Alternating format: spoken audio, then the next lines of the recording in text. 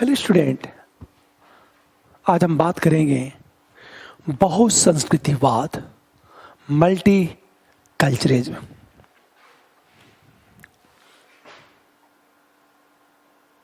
बहु संस्कृतिवाद की बात करेंगे हम लोग।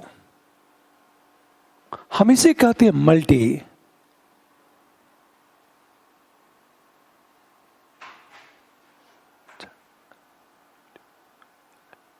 कल्चरिज्म की बात करें हम लोग। ये आपके सिलेबस में है। प्रश्न ये उठा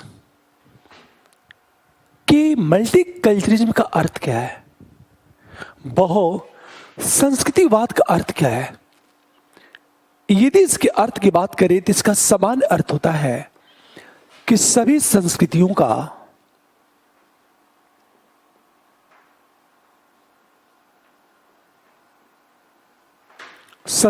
का विकास एवं संरक्षण। देखो, आप इसका सामान्य अर्थ यही होता है मल्टी कल्चरिज्म, कि सभी संस्कृतियों का विकास करना और संरक्षण करना। जब हम सभी संस्कृतियों का विकास और संरक्षण की बात करते हैं तो इसे कहा जाता है मल्टी कल्चरिज्म कहा जाता है इसे। प्रश्न ये उठा कि आखिर बहुसंस्कृतिवाद क्यों पूरी दुनिया में मल्टी कल्चरिज्म की वकालत क्यों की जा रही है, यह क्यों जरूरी है। हमेशा ध्यान दें इस बात को, इसकी आवश्यकता क्या है। यदि हम इसकी बात करें, प्रश्न ये उठा कि बहु संस्कृतिवाद क्यों, इसकी आवश्यकता क्यों पड़ रही है। इस संबंध में यह कहा जाता है, पहली बात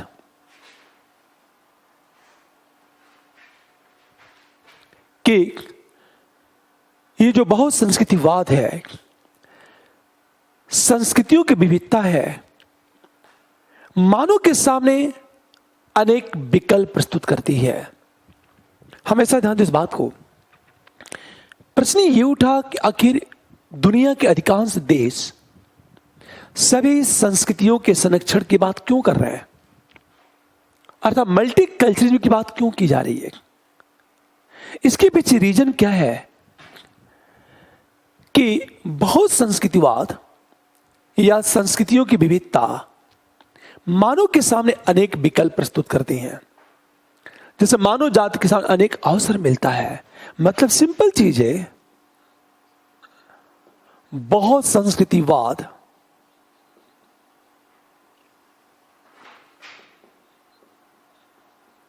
मानव के समक्ष अनेक विकल्प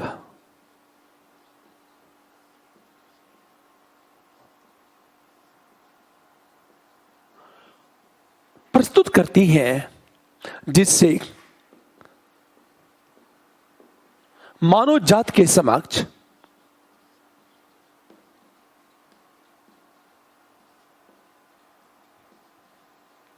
अनेक अवसर उपलब्ध होते हैं।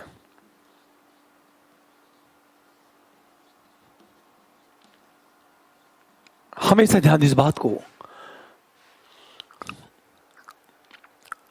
इसे देखो आप कि मल्टी कल्चरिज्म की बात क्यों की गई। पहला पॉइंट है कि मल्टी कल्चरिज्म अर्थात सभी संस्कृतियों का विकास और संरक्षण मानव के सामने अनेक विकल्प प्रस्तुत करती है। और जब मानव के सामने अनेक विकल्प प्रस्तुत होंगे तो स्वाभाविक है मानव को अनेक अवसर उपलब्ध होते हैं। दूसरी बात, हम दूसरे पॉइंट की बात करें, सांस्कृतिक विविधता से क्या होता है, मानव का बहुआयामी विकास होता है। मल्टी डायमेंशनल डेवलपमेंट की बात करें हमेशा ध्यान दो इस बात को।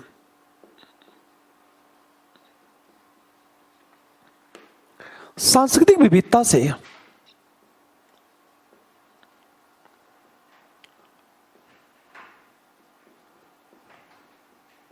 मानव का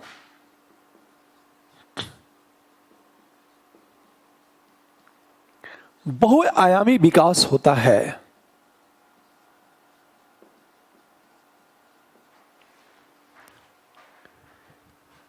आखिर किस आधार पर कहा जा सकता है कि मल्टीकल्चरिज्म मानव के बहुआयामी मल्टी डायमेंशनल डेवलपमेंट को प्रमोट करेगा? सबसे चीज इसका मूल कारण यही है कि दुनिया की जितनी संस्कृतियां हैं, हर संस्कृति एक विशिष्ट मूल्य को प्रमोट करती है। फॉर एग्जाम्पल, हिंदू धर्म जहां सत्य की बात करता है तो इस्लाम में न्याय की बात की गई है। हमेशा ध्यान इस बात को। ईसाईयत में प्रेम की बात की गई है। और मानव का पूर्ण विकास तब होगा जब मानव में सत्य, न्याय और प्रेम जैसे मूल्यों का समावेश हो। दुनिया की कोई संस्कृति अपने आप में पूर्ण नहीं है और न तो कोई एक संस्कृति मानव के पूर्ण विकास को प्रमोट कर सकती है। सच तो यह है, हर संस्कृति की अपनी एक सीमा है, हर संस्कृति की एक कमी है। यदि मानव का पूर्ण विकास चाहते हैं, मानव का बहुआयामी विकास चाहते हैं, तो सभी संस्कृतियों को प्रमोट करना होगा ताकि हर संस्कृति के मूल्य मानव के विकास को प्रमोट करे। इसे यह कहा जाता है, पूर्ण मानव का विकास तब तक नहीं होगा जब तक हम सभी संस्कृतियों को प्रोत्साहित और संरक्षित न करें। इसलिए यह कहा जाता है कि मल्टीकल्चरिज्म समाज के लिए वरदान है। वरदान इसलिए है कि जो मल्टीकल्चरिज्म है मानव के बहुआयामी विकास को प्रमोट करता है। तीसरी चीज बात करें, किसी संस्कृति के विकास को इस आधार पर बाधित करना कि वह अच्छी संस्कृति नहीं है, एक उचित विचार नहीं है। किसी संस्कृति की अच्छाई या बुराई का पता जब चलेगा जब हम सभी संस्कृतियों को प्रमोट करें। जो संस्कृति बुरी होगी लोग उसे छोड़ देंगे। हमेशा ध्यान दो, हम नंबर 3 की बात करें। देखो आप, यह कहा जाता है कि किसी संस्कृति के विकास को किसी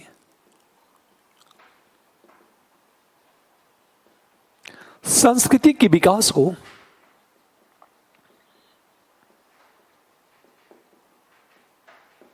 इस आधार पर बाधित करना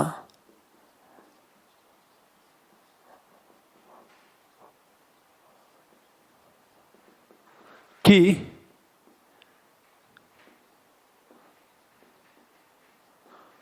अच्छी संस्कृति नहीं है, अच्छी संस्कृति नहीं है, उचित विचार नहीं है। हमेशा, क्योंकि कोई संस्कृति अच्छी या बुरी यह तब पता चलेगा जब हम सभी संस्कृतियों को प्रमोट करें। क्योंकि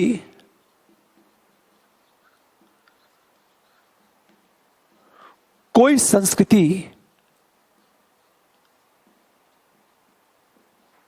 अच्छी है या बुरी यह तब पता चलेगा जब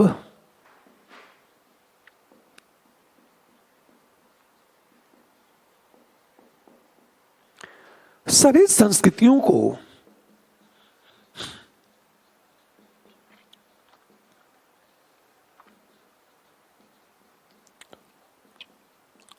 प्रोत्साहित किया जाए। हमेशा ध्यान दें इस बात को, जब हम सभी संस्कृतियों को प्रमोट करते हैं तो जो अच्छी संस्कृति होगी उसकी स्वीकारता बढ़ेगी, और जो बुरी संस्कृति होगी लोग उसे छोड़ देंगे, क्योंकि बुरी संस्कृति व्यक्ति और समाज दोनों के विकास को बाधित करेगा। इसीलिए पहले से हम मान लेना कि संस्कृति बुरी है या संस्कृति अच्छी है या उचित नहीं है। संस्कृतियां अच्छी हैं या बुरी हैं, यह डिपेंड ये करता है कि समाज क्या निर्णय लेता है। वस्तुतः संस्कृति अच्छी या बुरी इस बात का निर्धारण तो तब होगा जब हम संस्कृति को छोड़ दें, हम संस्कृतियों को प्रमोट करें। और जब सभी संस्कृतियों को प्रमोट किया जाएगा तो अच्छी संस्कृति की स्वीकारता बढ़ती जाएगी, और जितने भी बैड कल्चर है लोग उसे छोड़ देंगे। हमेशा ध्यान दो इस बात को। जैसे जॉन स्टुअर्ट मिल ने कहा है, जेएस मिल ने यह कहा है कि कोई विचार अच्छा है या बुरा यह तब पता चलेगा जब विचारों के बीच क्लैश हो। इसे सभी विचारों को प्रमोट करो, जो अच्छे विचार होंगे उनकी स्वीकारता बढ़ जाएगी और लोग बुरे विचारों को छोड़ देंगे। आप सोचो, आप हर संस्कृति में अच्छाइयां हैं। यदि आपने किसी संस्कृति के विकास को बाधित किया तो संस्कृति के अच्छे तत्वों को जानने से समाज और मानव वंचित हो जाएगा। यदि हम प्रत्येक संस्कृति से लाभ लेना चाहते हैं या हम ये चाहते हैं कि प्रत्येक संस्कृति के अच्छे तत्व मानव जात में समाहित हो जाए, समाज के विकास को प्रोत्साहित करे, तो ये जरूरी ये है कि हर संस्कृति को प्रोत्साहित किया जाए।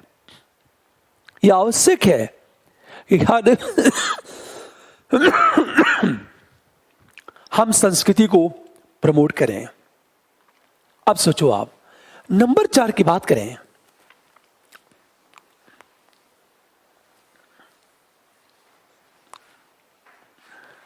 हमेशा अनेक ऐसी संस्कृतियां हैं जहां प्रकृति की पूजा पर बल दिया जाता है। अनेक ऐसी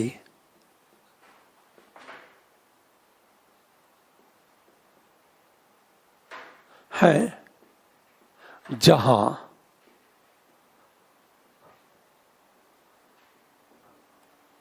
प्रकृति की पूजा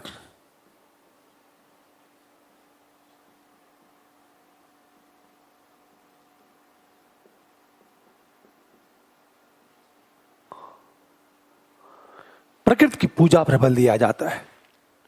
आप सोचो, यदि हम उन संस्कृतियों को प्रमोट करते हैं जहां प्रकृति की पूजा की बात की जाती है तो प्रकृति का संरक्षण होगा। जैसे हम उत्तराखंड के चमोली की बात करें। उत्तराखंड के चमोली डिस्ट्रिक्ट में जो कल्चर विद्यमान है वो प्रकृति की उपासना पर बल देता है, प्रकृति की उपासना पर। और जिस समाज में, जिस कल्चर में प्रकृति की उपासना की बात की जाएगी, स्वाभाविक है वह प्रकृति का संरक्षण अवश्य होगा। फॉर एग्जाम्पल, आज पर्यावरण प्रदूषण एक बहुत बड़ी चुनौती है और सतत विकास लगातार बाधित हो रहा है। यदि हम पर्यावरण को बचाना चाहते हैं, हम नेचर को बचाना चाहते हैं, तो फिर ऐसे कल्चर को प्रमोट करना होगा जहां प्रकृति की पूजा की बात की गई हो। जैसे हिंदू संस्कृति में, हिंदू कल्चर में पीपल के पेड़ की पूजा की जाती है या तुलसी की पूजा की जाती है। पीपल के पेड़ या तुलसी की बात करें, ये कैसे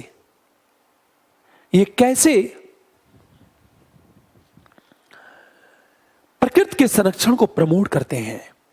इस प्रकार देखा जाए कि मल्टीकल्चरलिज्म को प्रमोट करने की बात क्यों की जाती है, बहुसंस्कृतिवाद क्यों?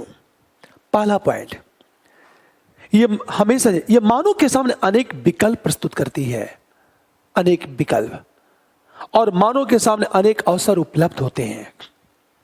नंबर 2, यह मानव का बहुआयामी विकास करती है, मानव के सभी पक्षों का विकास करती है। जैसे हिंदू कल्चर में सत्य की बात की गई है, तो इस्लाम में न्याय की बात और ईसाईयत में प्रेम की बात की गई है।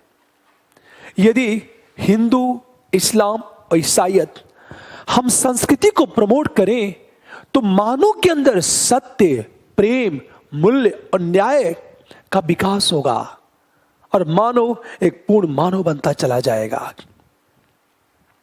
तीसरी चीज, किसी भी संस्कृति के विकास को इस आधार पर बाधित करना उचित नहीं है कि वह अच्छी संस्कृति नहीं है। संस्कृति अच्छी है या बुरी है, इसका निर्धारण तो तब होगा जब हम उस संस्कृति को प्रमोट करें। यदि उसमें बुरे तत्व होंगे तो समाज उस कल्चर को छोड़ देगा और कहीं न कहीं अच्छे तत्वों को स्वीकार कर लेगा। ठीक उसी तरह जैसे जॉन स्टुअर्ट मिल ने यह कहा कि कोई विचार गलत है या सही, यह हम तब जानेंगे हम जब विचारों को छोड़ दें, प्रत्येक विचारों को प्रमोट करें। यदि हमने वैचारिक स्वतंत्रता छीन ली तो उसके विचारों में जो सत्य है, जो ज्ञान है, हम उस जानने से वंचित हो जाएंगे। यदि किसी भी कल्चर के विकास को बाधित किया गया तो उस कल्चर में जो अच्छे तत्व हैं, उन अच्छे तत्वों से समाज वंचित हो जाएगा। अंत तक कहीं न कहीं किसी न किसी रूप में समाज का विकास अवश्य होगा। अंत में देखा जाए, अनेक ऐसी संस्कृतियां हैं, अनेक ऐसी संस्कृतियां हैं जहां प्रकृति की पूजा पर बल दिया जाता है। और आज पर्यावरण संरक्षण के दौर में ऐसे कल्चर को प्रमोट करने की आवश्यकता है। इसलिए यह कहा जाता है कि मल्टी कल्चरिज्म चाहिए। हम सबसे अच्छी बात करें, हमेशा ध्यान दें इस बात को, विवेकानंद ने बहुत अच्छी बात कही है, विवेकानंद ने, कि मानव का पूर्ण विकास तभी होगा। हमेशा ध्यान दो, ये स्टेटमेंट विवेकानंद का है। इन्होंने ये कहा, मानव का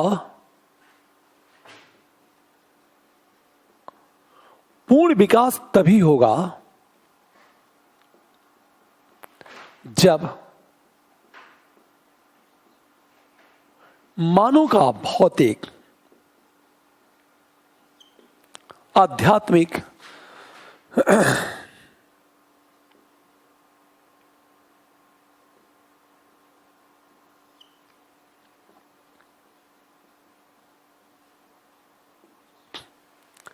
ये विचार दिया था विवेकानंद ने कि मानव का पूर्ण विकास तभी होगा जब मानव का भौतिक और आध्यात्मिक विकास हो।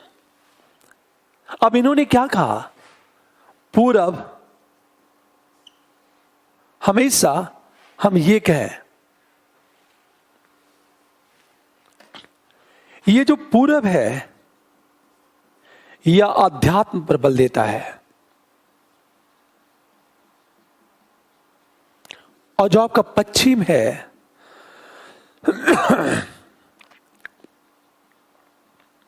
यह भौतिकता पर बल देता है।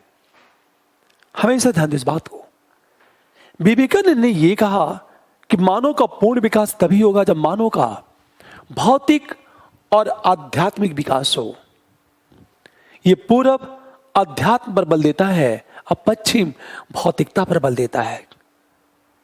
और मानव के पूर्ण विकास के लिए पूर्व और पश्चिम का मिलन होना चाहिए, पूर्व और पश्चिम का मिलन होना चाहिए। इसे पूर्व की संस्कृति और पश्चिम की संस्कृति दोनों को प्रमोट किया जाए, क्योंकि पश्चिम की जो संस्कृति है वो भौतिकता को प्रमोट कर रही है और पूर्व की जो संस्कृति है अध्यात्म को प्रमोट कर रही है। और मानव का पूर्ण विकास तभी होगा जब मानव का भौतिक और आध्यात्मिक विकास हो। तो भौतिक विकास के लिए पश्चिमी संस्कृति का अनुपालन जरूरी है और मानव के आध्यात्मिक विकास के लिए पूरब की संस्कृति से परिचित होना जरूरी है। अब इसलिए विवेकानंद ने यह कहा कि पूर्व और पश्चिम का मिलन होना चाहिए। यदि हम पश्चिम को इग्नोर कर देते हैं या वेस्टर्न कल्चर को इग्नोर कर देते हैं तो एक तरह से मानव का भौतिक विकास बाधित हो जाएगा। यदि पश्चिम के लोग पूरब को इग्नोर कर देते हैं तो मानव का आध्यात्मिक विकास भी बाधित हो जाएगा। अंततः मानव क्या होगा? अपूर्ण हो जाएगा। यदि मानव का पूर्ण विकास करना है तो पूरब की संस्कृति और पश्चिम की संस्कृति दोनों का संरक्षण होना चाहिए। और जब दोनों का संरक्षण तो हो ही और दोनों का मिलन भी हो हमेशा। इसलिए विवेकानंद ने सभी संस्कृतियों के संरक्षण की वकालत करने के साथ साथ सभी संस्कृतियों के मिलन की वकालत की, ताकि उद्देश्य क्या हो? मानव का पूर्ण विकास हो। इसे यह कहा जाता है, पूरे यूरोप में, पूरी दुनिया में अनेक ऐसे कल्चर हैं जो भौतिकता को ज्यादा प्रमोट करते हैं और कुछ ऐसे जो अध्यात्म की बात करते हैं। तो सभी संस्कृतियों को प्रमोट किया जाना चाहिए और सभी संस्कृतियों का संरक्षण भी होना चाहिए। तभी मानव का बहुआयामी विकास होगा, अन्यथा नहीं होगा। ये विचार दिया था विवेकानंद ने। इसीलिए विवेकानंद ने भी मल्टीकल्चरिज्म को प्रमोट किया। तब एक प्रश्न उठा, क्या संस्कृतियां तुलनीय हैं? देखो आप,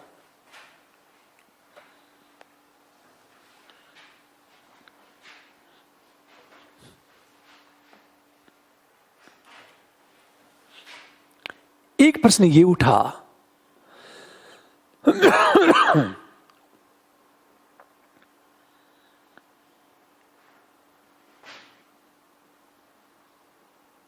देखो आप, क्या संस्कृतियां तुलनीय हैं? अर्थात क्या संस्कृतियों की तुलना होनी चाहिए? इसका मतलब क्या चीज है? अर्थात क्या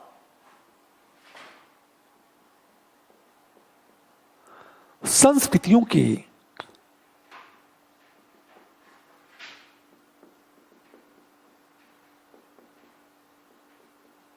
तुलना होनी चाहिए? यह प्रश्न उठ खड़ा हुआ। इसको भी लेकर डिबेट है। सच तो यह है कि संस्कृतियां अतुलनीय होती हैं। हमेशा ध्यान इस बात को, क्या संस्कृतियों की तुलना होनी चाहिए? कहा जाता नहीं, क्योंकि संस्कृतियों की तुलना नहीं होनी चाहिए। यह कहा जाता है संस्कृतियां तुलनीय नहीं होती। प्रत्येक संस्कृति हमेशा अपने आप में विशिष्ट होती है। हर संस्कृति यूनिक होती है। हमेशा कहा जाता है कि प्रत्येक संस्कृति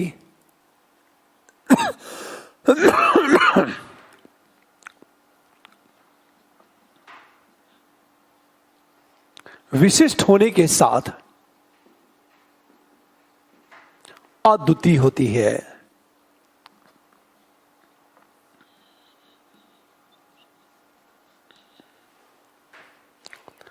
विशिष्ट तो होती है, यूनिक होती है। हमेशा ध्यान दो, विशिष्ट होती है, इससे तुलना नहीं की जा सकती। यदि एक संस्कृति के आधार पर दूसरे संस्कृति की तुलना की जाए तो बुरी लगेगी। हमेशा ध्यान दो। फॉर एग्जाम्पल, दुनिया में जितनी culture, Islamic culture, Hindu culture और ईसाई कल्चर, हर संस्कृति अपने आप में यूनिक है। हर संस्कृति अपने आप में विशिष्ट है। यदि हिंदू संस्कृति के अकॉर्डिंग इस्लामिक संस्कृति की तुलना की जाए तो इस्लामिक संस्कृति बुरी लगेगी।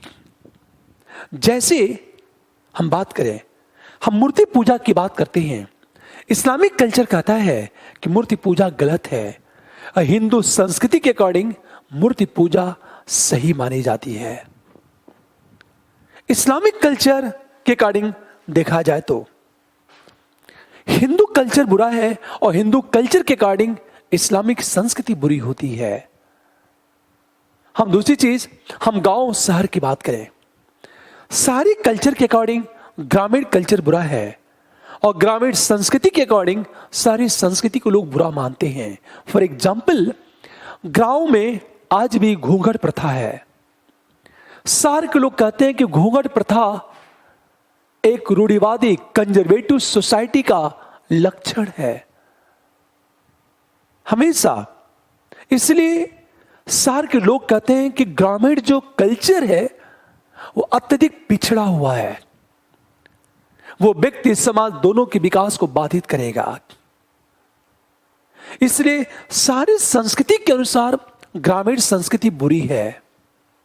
लेकिन हम बाहरी संस्कृति की बात करेंगे, ग्रामीण संस्कृति के अकॉर्डिंग सारी संस्कृति की बात की जाए तो गांव के लोग ये कहते हैं कि शहर का कल्चर बहुत बुरा है, बल्कि उसमें वल्गरिटी ज्यादा है, अश्लीलता ज्यादा है। क्योंकि शहरों में रहने वाले लोगों के जो पहनावे हैं उसे गांव के लोग लाइक नहीं करते, पसंद नहीं करते हैं। इसे देखा जाए, शहर की संस्कृति अपने आप में यूनिक है, गांव की संस्कृति अपने आप में यूनिक है। दुनिया की जितनी संस्कृतियां हैं वो सभी अपने आप में यूनिक है, इसे तुलना नहीं की जा सकती। यदि हम एक संस्कृति के आधार पर दूसरी संस्कृति की तुलना करेंगे तो दूसरी संस्कृति में बुरी लगेगी। फॉर एग्जाम्पल, जैसे मैंने कहा हिंदू संस्कृति, देखो आप, और हम बात करें इस्लामिक संस्कृति की बात करें, हिंदू संस्कृति के अकॉर्डिंग इस्लामिक संस्कृति का मूल्यांकन किया जाए तो इसमें बुरी बातें लगेंगी, और ये लगेगा इस्लामिक संस्कृति एक बैड कल्चर है। पर यदि हम इस्लामिक कल्चर के अकॉर्डिंग हिंदू संस्कृति को देखें तो इसमें बहुत सारी कमियां दिखेंगी। हमेशा ध्यान दो, इसमें बहुत सारी कमियां देखेंगी। जैसे मैंने कहा मूर्ति पूजा, इस्लामिक कल्चर के अकॉर्डिंग मूर्ति पूजा गलत है, हाँ हिंदू संस्कृति के अकॉर्डिंग मूर्ति पूजा सही है। इसीलिए यह कहा जाता है कि हिंदू संस्कृति इस्लामिक संस्कृति दोनों यूनिक है। और सच तो यही है, हर समुदाय का अपने कल्चर के प्रति ज्यादा लगाव है। फॉर एग्जाम्पल, हम जैन संस्कृति की बात करें या बौद्ध हम संस्कृति की बात करें,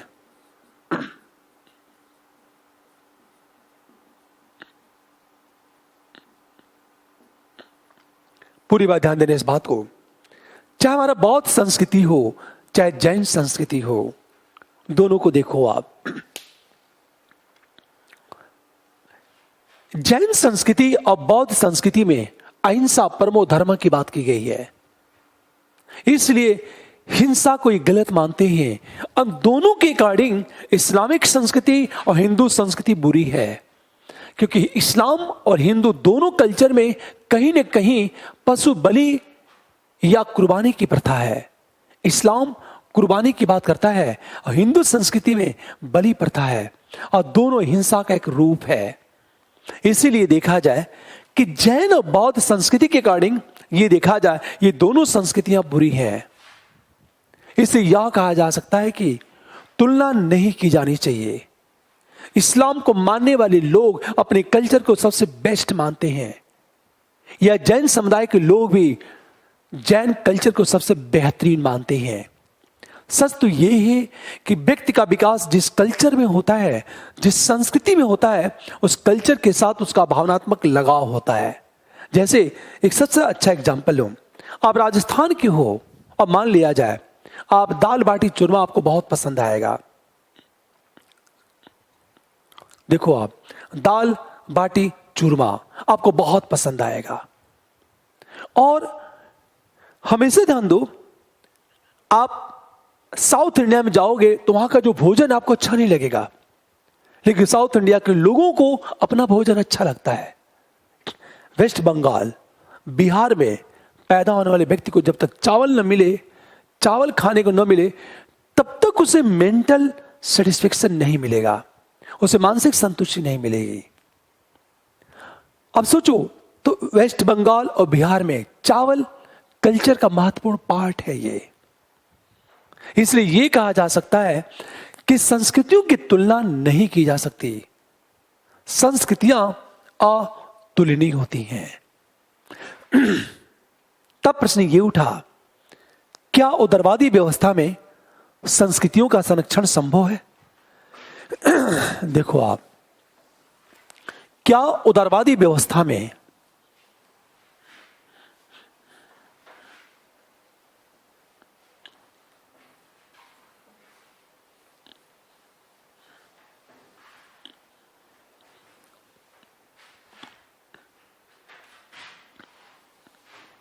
एक प्रश्न है, क्या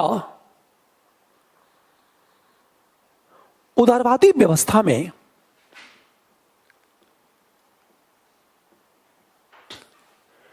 बहुत संस्कृतिवाद संभव है?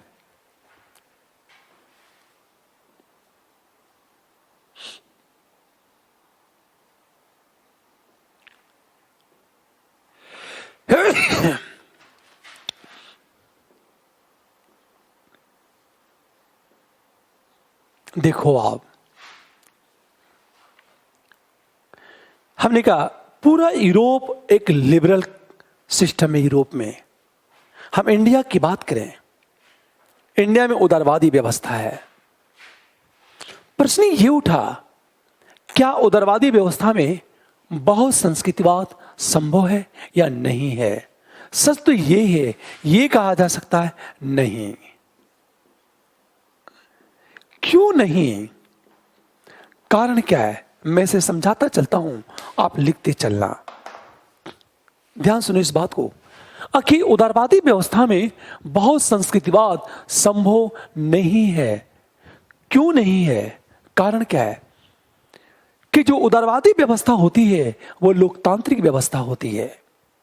हमेशा ध्यान दो, जो उदारवादी व्यवस्था होती है वो लोकतांत्रिक व्यवस्था होती है, और लोकतंत्र में बहुमत का शासन चलता है, क्योंकि तंत्र पर बहुमत का नियंत्रण होता है।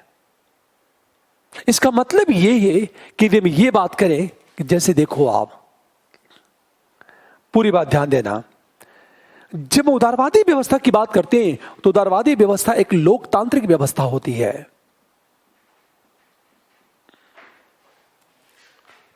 और लोकतंत्र में एक बड़ी कमी यह है कि लोकतंत्र पर, तंत्र पर उसी का नियंत्रण होता है जिसका बहुमत होता है।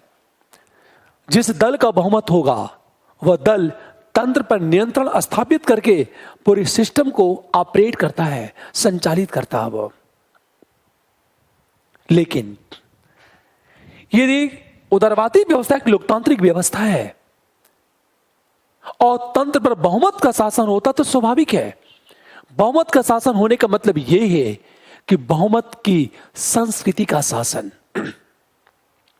और तंत्र पर बहुमत की संस्कृति का शासन है, बहुमत की संस्कृति, तो स्वाभाविक है वो तंत्र में जो कानून बनेगा उस कानून में बहुमत की संस्कृति प्रतिबिंबित होगी, और उस कानून को लागू करवाने के लिए लोगों को बाध्य किया जाएगा। परिणाम क्या होगा? अन्य सभी लोग उस कानून को फॉलो करेंगे, और उस कानून को मानने का मतलब यह है बहुमत की संस्कृति को मानना। परिणाम क्या होगा? छोटी छोटी जो संस्कृतियां होगी नष्ट हो जाएंगी। जैसे एक बेस्ट एग्जांपल लेता हूं, मैं इंडिया की बात करता हूं। भारत में बहुमत है हिंदुओं का। अब यह क्या कहता है, चूंकि मेजोरिटी है हिंदुओं की, तो तंत्र पर हिंदुओं का शासन होगा। और जब तंत्र पर हिंदू का शासन होगा तो स्वाभाविक है हिंदू कल्चर हावी हो जाएगा, हिंदू संस्कृति हावी हो जाएगी। और जब हिंदू संस्कृति हावी होगी तो जो कानून बनेगा उस कानून में भी हिंदू संस्कृति प्रतिबिंबित होगी। और जब कानून का क्रियान्वयन कराया जाएगा तो इनडायरेक्ट हिंदू संस्कृति को दूसरों पर थोपने की कोशिश की जाएगी। ऐसी स्थिति में अल्पसंख्यक संस्कृति का विकास नहीं होगा। अंततः अल्पसंख्यक संस्कृतियां नष्ट हो जाएंगी। इसे यह कहा जाता है कि उदारवादी व्यवस्था में बहुत संस्कृतिवाद संभव नहीं है। मैं एक एक चीज लिखवाऊंगा, ध्यान देने इस बात को। नंबर 1, दूसरा तर्क क्या दिया जाता है, देखो आप, कि उदारवादी व्यवस्था में होता क्या है। उदारवादी व्यवस्था में होता क्या है, अनेक संस्थाओं में ड्रेस कोड लागू किया जाता है। Dress code, for example, school में भी एक ड्रेस कोड लागू होता है। और मेट्रो सिटी में जो ड्रेस कोड होता है, स्कर्ट और टॉप की बात करें हम लोग, ये ड्रेस कोड है। इसकी अनुमति इस्लामिक कल्चर नहीं देता, क्योंकि इस्लाम कहता है कि बुर्का जरूरी है। बुर्का जरूरी है, ये इस्लाम कहता है। ये अब सोचो आप, यदि ड्रेस कोड को लागू कर दिया गया तो न चाहते हुए भी आपको उस ड्रेस कोड को फॉलो करना होगा, अपने कल्चर को छोड़ना होगा। फॉर एग्जाम्पल, यदि दिल्ली के स्कूलों में, ऑफिस में ड्रेस कोड लागू कर दिया गया तो हर एक विद्यार्थी को या वर्कर्स को उस ड्रेस कोड को फॉलो करना होगा। जैसे ड्रेस कोड का कॉन्सेप्ट आपको टॉप और जींस की बात करें हम लोग, या स्कर्ट और टॉप की बात करें, तो हर मुस्लिम लड़की को टॉप या स्कर्ट पहन के जाना होगा, जबकि इस्लामिक कल्चर बुर्का की बात करता है। तो कहीं न कहीं बुर्के को छोड़ना होगा। और बुर्के को छोड़ने का मतलब यह है कि इस्लामिक कल्चर की उपेक्षा करना। ऐसी स्थिति में इस्लामिक कल्चर धीरे धीरे क्या हो जाएगा, नष्ट होता जाएगा। और ये सब कुछ कहां होता है, उदारवादी व्यवस्था में। इसे यह कहा जाता है कि उदारवादी व्यवस्था में कभी भी मल्टीकल्चरल संभव नहीं है। जैसे एक छोटा सा एग्जांपल लेता हूं, आप गांव से जुड़े हैं, गांव का कल्चर है धोती पहनना या कुर्ता पहनना। आप शहर में आते हो, ऑफिस को ज्वाइन करते हो, तो ऑफिस का एक ड्रेस कोड है और उस ड्रेस कोड को फॉलो करना होगा आपको। और जब ड्रेस कोड को फॉलो करोगे तो स्वाभाविक है आप अपने परंपरागत वेशभूषा को छोड़ दोगे आप। जबकि वेशभूषा, आपका जो ट्रेडिशनल वेशभूषा है, वो आपका कल्चर का पार्ट है। अंततः होगा क्या, ग्रामीण संस्कृति धीरे धीरे नष्ट होती जाएगी।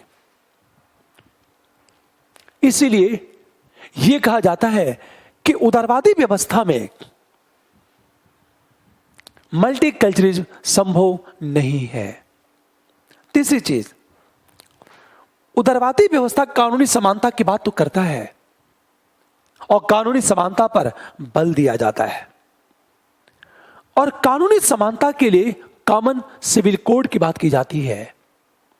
लेकिन फिर एक प्रश्न, जब आप कॉमन सिविल कोड की बात करोगे तो अलग अलग संस्कृतियों के अनुयायियों को जब आप एक कानून से रेगुलेट करोगे तो छोटी छोटी संस्कृतियां नष्ट होने लगेगी। फॉर एग्जाम्पल, जैसे उदाहरण के रूप में देखा जाए कि इस्लामिक कल्चर में कुछ ऐसे पहनावे हैं, रीत रिवाज हैं, जिसका पालन कल्चर के विकास के लिए जरूरी है। पर यदि आप कॉमन सिविल कोड को लागू करते हो, समान नागरिक संहिता को लागू करते हो, तो इनडायरेक्ट क्या करोगे आप, उसे एक कानून से आप मुस्लिम समाज को रेगुलेट करोगे आप। आज मुस्लिम समाज का रेगुलेशन उस कानून के द्वारा होगा तो कहीं न कहीं उनके इस्लाम से जुड़ी हुई संस्कृति और रीत रिवाज धीरे धीरे नष्ट हो जाएंगे। जबकि कॉमन सिविल कोड यदि लागू नहीं है तो मुस्लिम समाज क्या करता है, अपने धर्म के अनुसार अपने आचरण को रेगुलेट करता, नियमित करता है। या कहीं न कहीं समाज में इस्लाम की मान्यताओं को ज्यादा महत्व दिया जाता है। विवाह उत्तराधिकार, सारे रीत रिवाज इस्लामिक कल्चर के अकॉर्डिंग होते हैं। यदि आप कॉमन सिविल कोड की बात करते हो तो कहीं ना कहीं क्या होगा, इस्लामिक कल्चर को छोड़ना पड़ेगा, या इस्लाम के मानने वाले लोग अपने कल्चर को छोड़ने लगेंगे। उस कंडीशन में क्या होगा, इस्लामिक कल्चर का विकास बाधित हो जाएगा। अंत में हम देखते हैं, अक्सर देखा होगा, चाहे यूरोप चाहे अमेरिका की बात करें, जब भी अवकाश की घोषणा होती है अवकाश की, तो रविवार का दिन होता है, संडे हम बात करते हैं। संडे के दिन अवकाश की घोषणा तो क्रिश्चियन कल्चर के अनुसार है, ईसाई संस्कृति के अनुसार संडे का दिन अवकाश का दिन है, जबकि इस्लाम के अकॉर्डिंग फ्राइडे होना चाहिए, हिंदू कल्चर के अकॉर्डिंग ट्यूसडे या सैटरडे होना चाहिए। इस्लाम कहता है फ्राइडे को अवकाश का दिन घोषित करो आप। हिंदू संस्कृति कहती है कि ट्यूसडे को, मंगलवार को अवकाश की घोषणा करो आप, पर क्रिश्चियन के अकॉर्डिंग रविवार को घोषित किया जाता है। अब सोचो, आपने रविवार के दिन को अवकाश के दिन के रूप में घोषित किया, तो फिर क्या होगा, इस्लामिक कल्चर या हिंदू संस्कृति को मानने वाले लोग भी रविवार के दिन को अवकाश के रूप में मनाएंगे, छुट्टियों के रूप में मनाएंगे। परिणाम क्या होगा कि कहीं न कहीं इस्लामिक कल्चर या हिंदू संस्कृति का विकास बाधित हो जाएगा। और ये सब के सब क्या होता है, ये सब के सब उदारवादी व्यवस्था में होता है। इस प्रकार देखा जाए कि उदारवादी व्यवस्था में बहु संस्कृतिवाद संभव नहीं है, कभी नहीं। पहला पॉइंट देखो जरा, उदारवादी व्यवस्था एक लोकतांत्रिक व्यवस्था होती है और लोकतंत्र में बहुमत का शासन होता है। और बहुमत का शासन होने का मतलब है बहुमत की संस्कृति का शासन। तो जो कानून बनेगा उसमें बहुमत की संस्कृति प्रतिबिंबित होगी, और जब कानून का क्रियान्वयन होगा तो बहुमत की संस्कृति अल्पसंख्यक संस्कृतियों पर थोप दिया जाएगा। परिणाम क्या होगा कि अल्पसंख्यक संस्कृति का विकास नहीं हो पाएगा। दूसरी चीज, दुनिया के जितने भी लिबरल कंट्री है, उदारवादी व्यवस्था है, वहां ड्रेस कोड लागू होता है और उस ड्रेस कोड को फॉलो करना होता है। जैसे मैंने कहा, स्कूलों में ड्रेस कोड, ऑफिस में ड्रेस कोड लागू होता है। यदि उस ड्रेस कोड को फॉलो करते हो तो आपको अपने कल्चर को छोड़ना होगा। फॉर एग्जाम्पल, इस्लामिक कल्चर बुर्का की बात करता है, लेकिन ड्रेस कोड कहता है नहीं, आपको बुर्का पहन के नहीं आना है, उस ड्रेस कोड को फॉलो करना है। तो ना चाहते हुए भी आपको बुर्का छोड़ना होगा। परिणाम क्या होगा, धीरे धीरे इस्लामिक कल्चर का पतन शुरू हो जाएगा। तो कहीं न कहीं ड्रेस कोड का कॉन्सेप्ट अल्पसंख्यक संस्कृतियों को नष्ट कर देता है। मैंने क्या बताया कि गांव का कल्चर अलग है और शहर का कल्चर अलग है। जब गांव के व्यक्ति शहर में आता है और ड्रेस कोड को फॉलो करता है तो कहीं न कहीं अपने ग्रामीण संस्कृति को छोड़ देता है, और सारे समाज के लोग ग्रामीण कल्चर को बहुत ही कंजर्वेटिव कल्चर मानते हैं, रूढ़िवादी मानते हैं, और ये मानते हैं विकास का यदि कोई मानक है तो शहरी कल्चर है। हम तीसरी चीज बात करें, ध्यान देने इस बात को कि उदारवादी व्यवस्था में कानूनी समानता की बात की जाती है। इसे कॉमन सिविल कोड के बाद समान नागरिक संहिता की बात की जाती है। और जब हम कॉमन सिविल कोड की बात करते हैं तो हर धर्म के अनुयायियों को एक समान कानून से रेगुलेट किया जाएगा, तो उस धर्म के अनुयायी अपने कल्चर को छोड़ने लगेंगे और धीरे धीरे उनकी संस्कृति का विकास क्या हो जाएगा, बाधित होने लगेगा। अंत में हम बात करते हैं कि दुनिया के जितने भी उदारवादी देश हैं वहां अवकाश की घोषणा की जाती संडे को, जबकि संडे क्रिश्चियन कल्चर के अकॉर्डिंग उचित है। इस्लामिक संस्कृति के अनुसार फ्राइडे का शुक्रवार का दिन होना चाहिए, और हिंदू संस्कृति के अकॉर्डिंग मंगलवार या शनिवार का दिन होना चाहिए, पर ऐसा तो होता ही नहीं। इसलिए यह कहा जाता है कि उदारवादी व्यवस्था में कभी भी मल्टीकल्चरलिज्म संभव नहीं है। इसको लिखो आप, मैं थोड़ा बोल रहा हूं, लिखो नंबर 1, लिखो आप नंबर 1,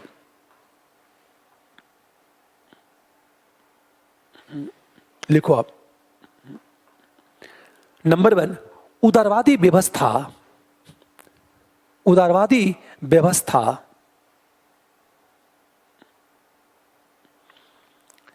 एक लोकतांत्रिक व्यवस्था होती है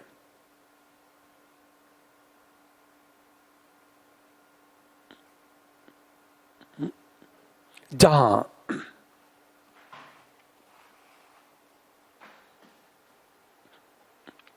बहुमत के आधार पर, जहां बहुमत के आधार पर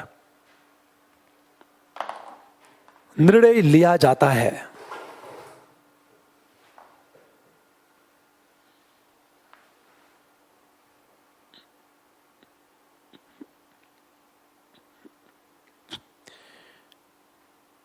लोकतंत्र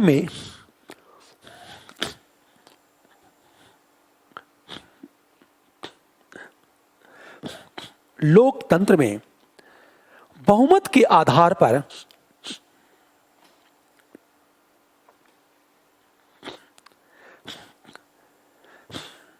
निर्णय लेने के कारण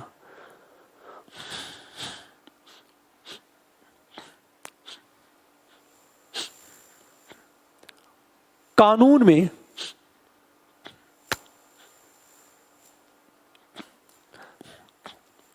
बहुमत की संस्कृति प्रतिबिंबित होती है।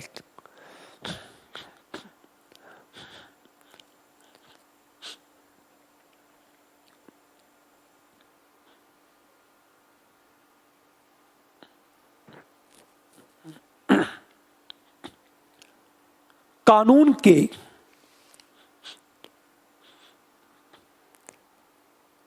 क्रियान्वयन के दौरान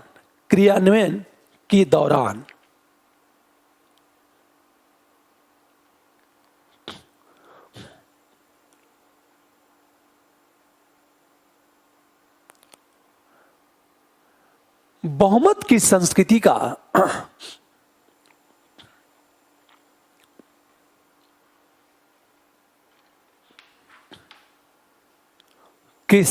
का अनुपालन करने के लिए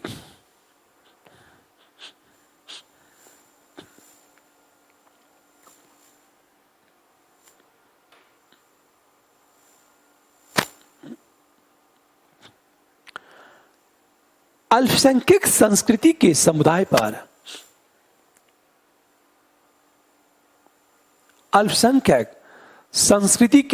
पर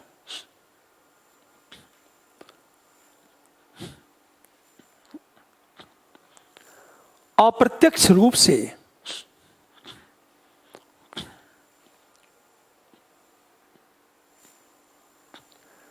दबाव डाला जाता है।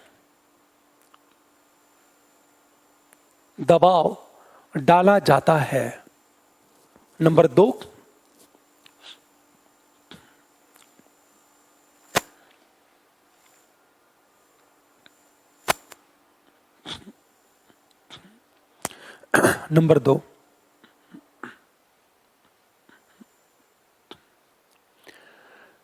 उदारवादी व्यवस्था में, नंबर 2 लिखो, उदारवादी व्यवस्था में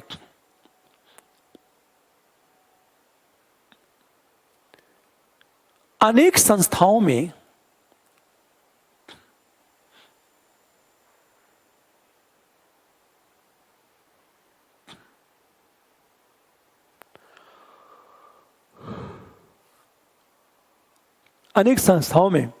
ड्रेस कोड लागू किया जाता है।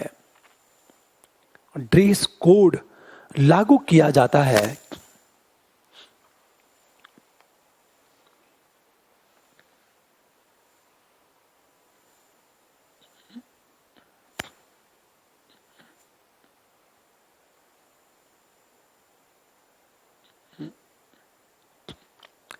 जिससे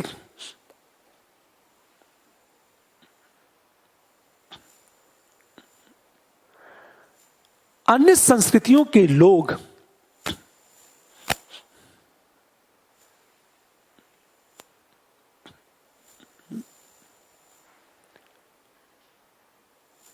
अन्य संस्कृतियों के लोग न चाहते हुए भी न चाहते हुए भी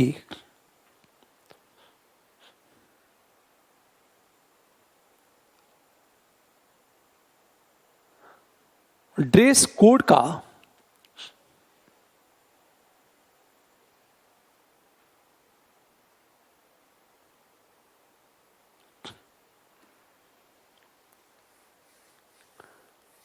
अनुपालन करना पड़ता है।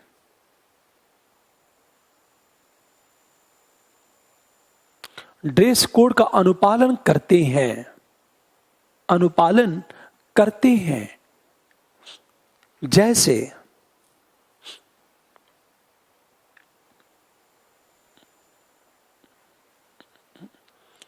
स्कूलों में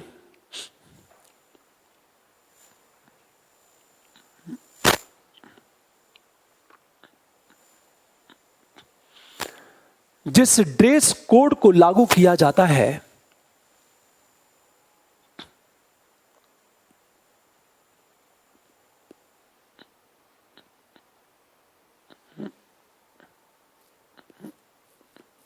उसकी अनुमति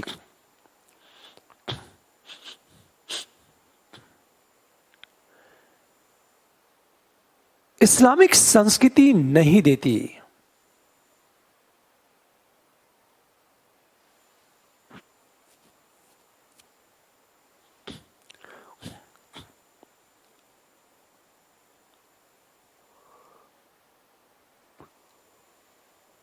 फिर भी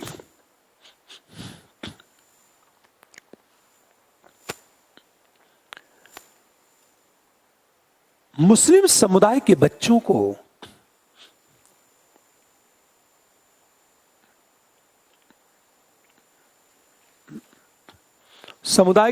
को न चाहते हुए भी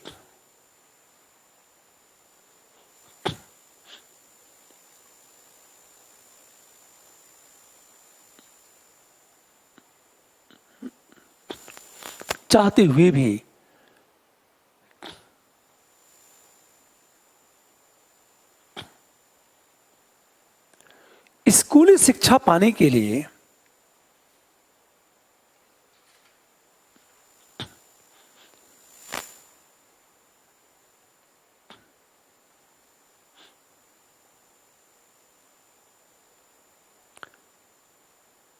उस ड्रेस कोड का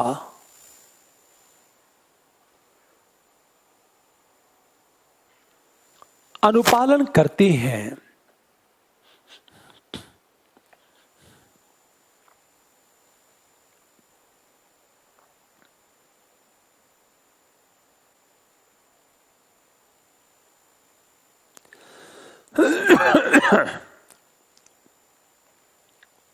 नंबर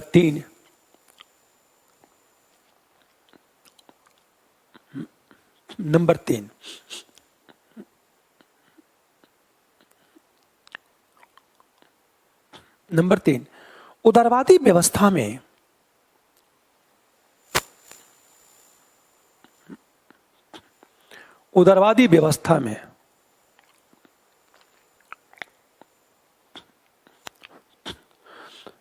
कानूनी समानता पर बल दिया जाता है।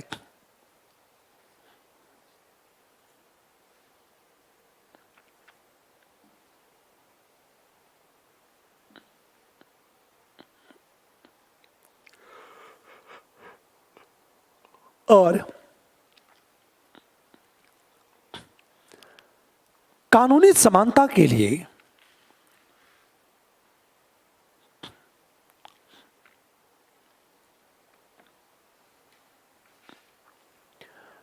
समान नागरिक संहिता, कॉमन सिविल कोड,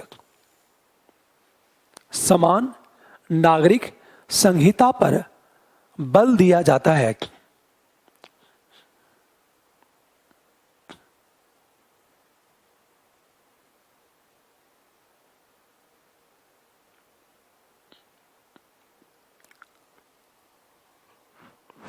जिसका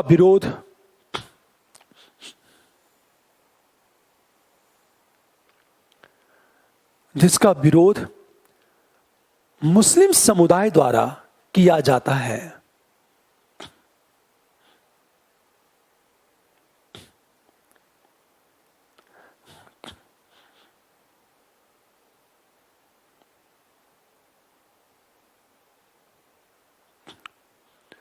क्योंकि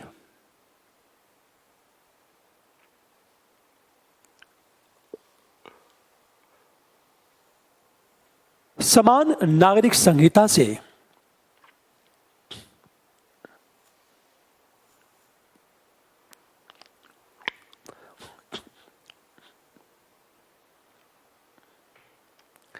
इस्लामिक संस्कृति प्रभावित होती है।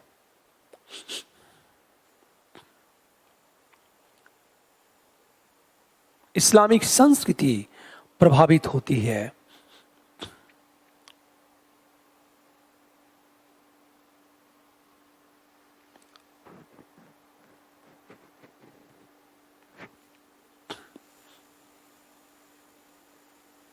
अच्छा, एक और चीज ध्यान दें, इंडिया में विधि आयोग, सरकार ने, दोनों ने कहा कि भाई कॉमन सिविल कोड लागू होने चाहिए। सुप्रीम कोर्ट भी बार बार कह रहा है, पर मुस्लिम समुदाय कभी इसके लिए तैयार है ही नहीं। उसको डर इस बात का है कि कॉमन सिविल कोड लागू हुआ तो इस्लामिक संस्कृति का विकास रुक जाएगा। इसे मुस्लिम समुदाय कॉमन सिविल कोड का विरोध करता है। नंबर 4 लिखो। नंबर 4 लिखो। उदारवादी व्यवस्था में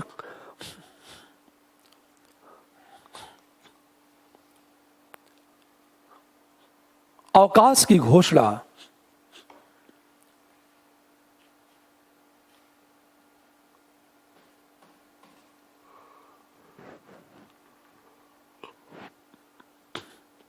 रविवार को की जाती है।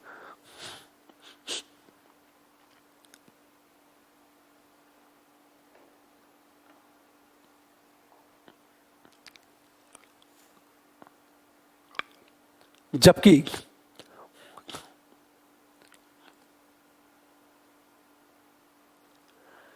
इस्लामिक संस्कृति के अनुसार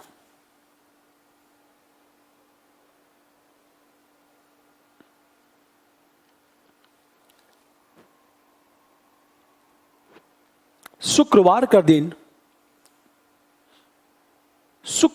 दिन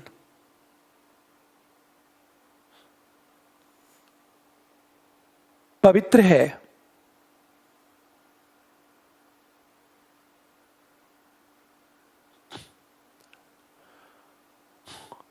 तो हिंदू संस्कृति के अनुसार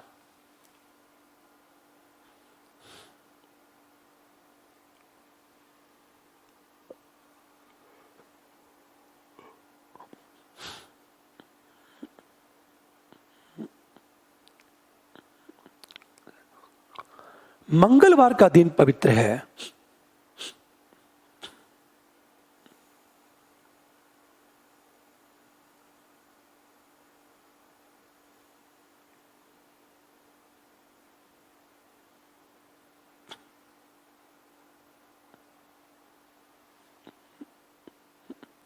किंतु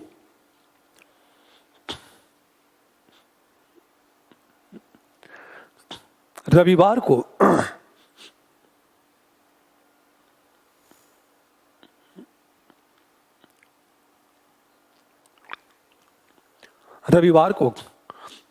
अवकाश का दिन घोषित किए जाने से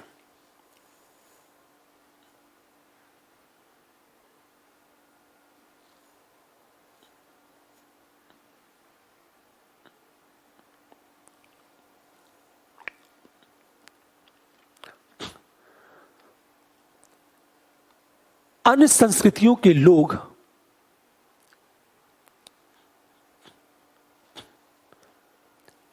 बाध्य होकर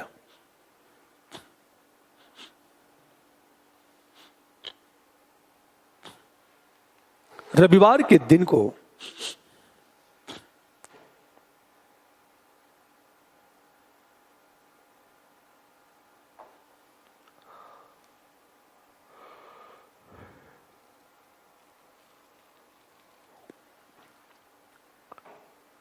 अवकाश के रूप में स्वीकार कर लेते हैं।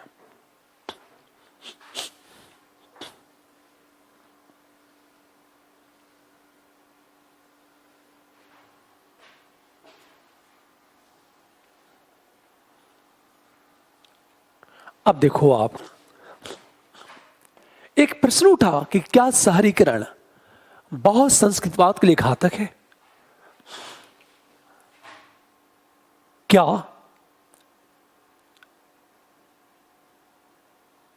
शहरीकरण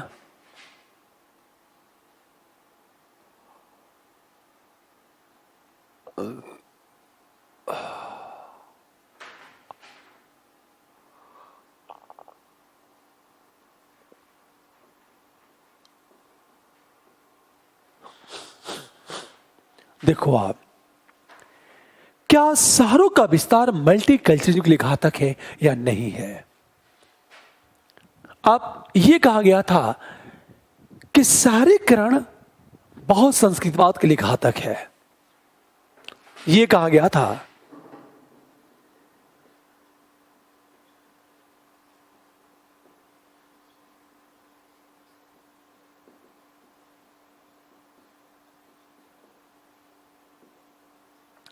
बाधित होता है।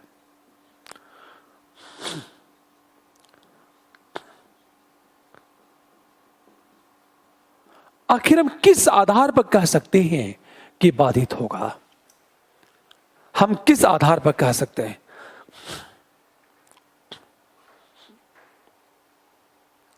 हमेशा ध्यान दो इस बात को कि यह बाधित होगा। किस आधार पर? शहरीकरण से मल्टीकल्चरलिज्म बाधित होता है, हम किस आधार पर कह सकते हैं? कारण क्या है? उसके पीछे रीजन क्या है? हमेशा ध्यान दो इस बात को। जब शहरीकरण होता है तो शहरी संस्कृति का बहुत तेजी से विकास होता है और आसपास के ग्रामीण क्षेत्र के लोग शहरी संस्कृति को एक्सेप्ट कर लेते हैं और ग्रामीण कल्चर को भूल जाते हैं। जैसे एक छोटा सा एग्जांपल लेता हूं आपसे मैं। हमारे गांव का कल्चर पहले बहुत अच्छा था। कोई मेहमान आता था तब उसको शरबत पिलाते थे, कोल्ड ड्रिंक का कॉन्सेप्ट नहीं था, हम उसे कोल्ड ड्रिंक नहीं पिलाते थे। पर आज दुर्भाग्य क्या है कि गांव में भी सारी कल्चर प्रवेश कर चुका है और जब गांव में कोई मेहमान जाता है तो उसे कोल्ड ड्रिंक पिलाया जाता है। हम धीरे धीरे हमारा जो परंपरागत कल्चर है गांव का, हम उसे भूलते जा रहे हैं। तो कहा जाता है कि शहरीकरण के विस्तार से क्या हो रहा है? सारी संस्कृति का विकास। परिणाम क्या होता है? आसपास के ग्रामीण क्षेत्रों में सारी संस्कृति के प्रवेश हो रहा है। क्योंकि नंबर 1 देखो, शहरीकरण से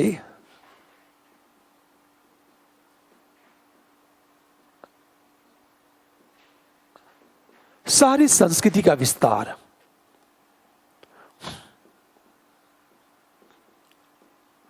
परिणामतः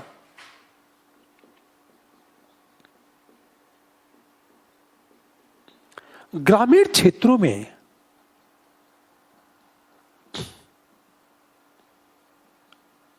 सारी संस्कृति का प्रवेश हो गया है, जिससे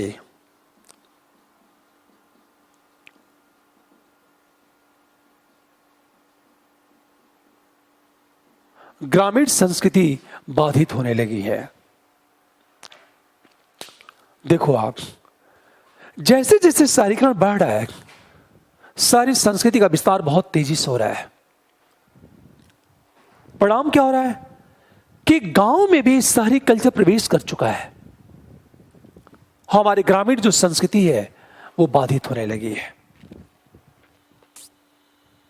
हम दूसरी चीज बात करें, शहरों में सुविधा का विस्तार ज्यादा है और गांव के लोग शहर की ओर पलायन करते हैं।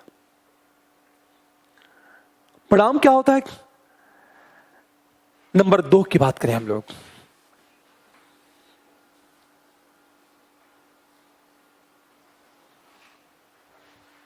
देखो आप,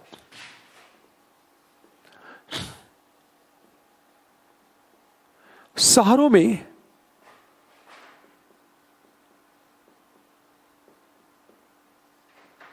सुविधाओं का विस्तार होने के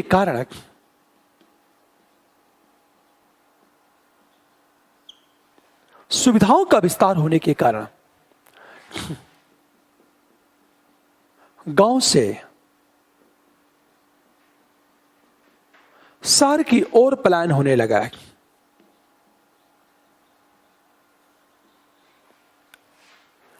मतलब शहरों में सुविधाओं के विस्तार जैसे जैसे बढ़ रहा है, लोग गांव से शहर की ओर जा रहे हैं। परिणामतः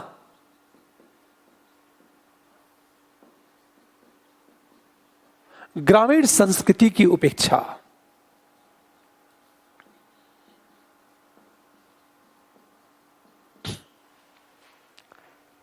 मतलब सिंपल चीज है कि यदि हम अपने कल्चर को छोड़ रहे हैं ना, तो मेरी संस्कृति का विकास बाधित हो जाएगा।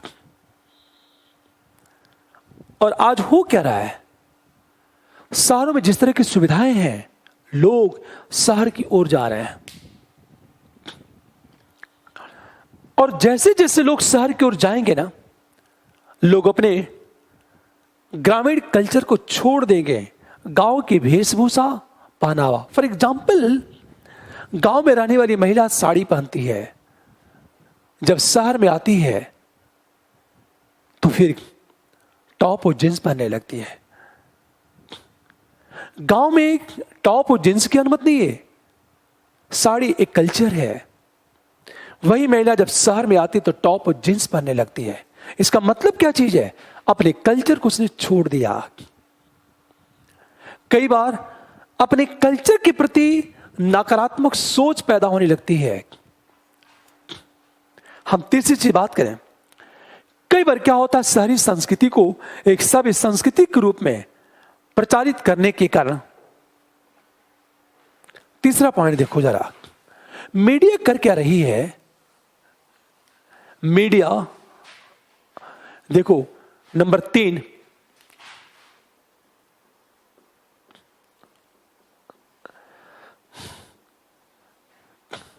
सारी संस्कृति को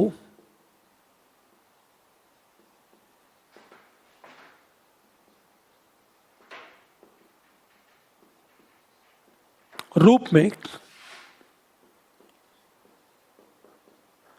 प्रचारित किए जाने के कारण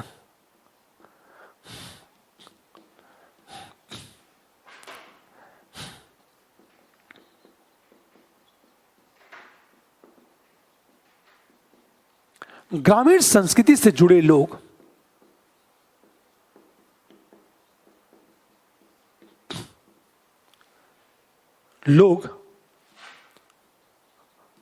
सभ्य बनने के लिए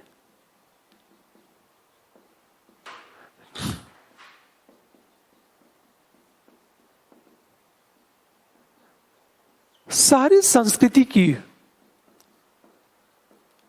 ओर आकर्षित होते हैं।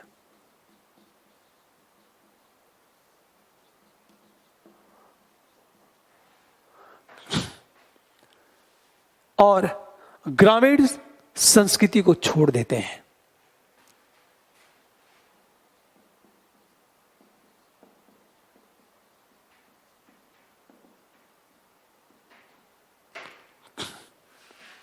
को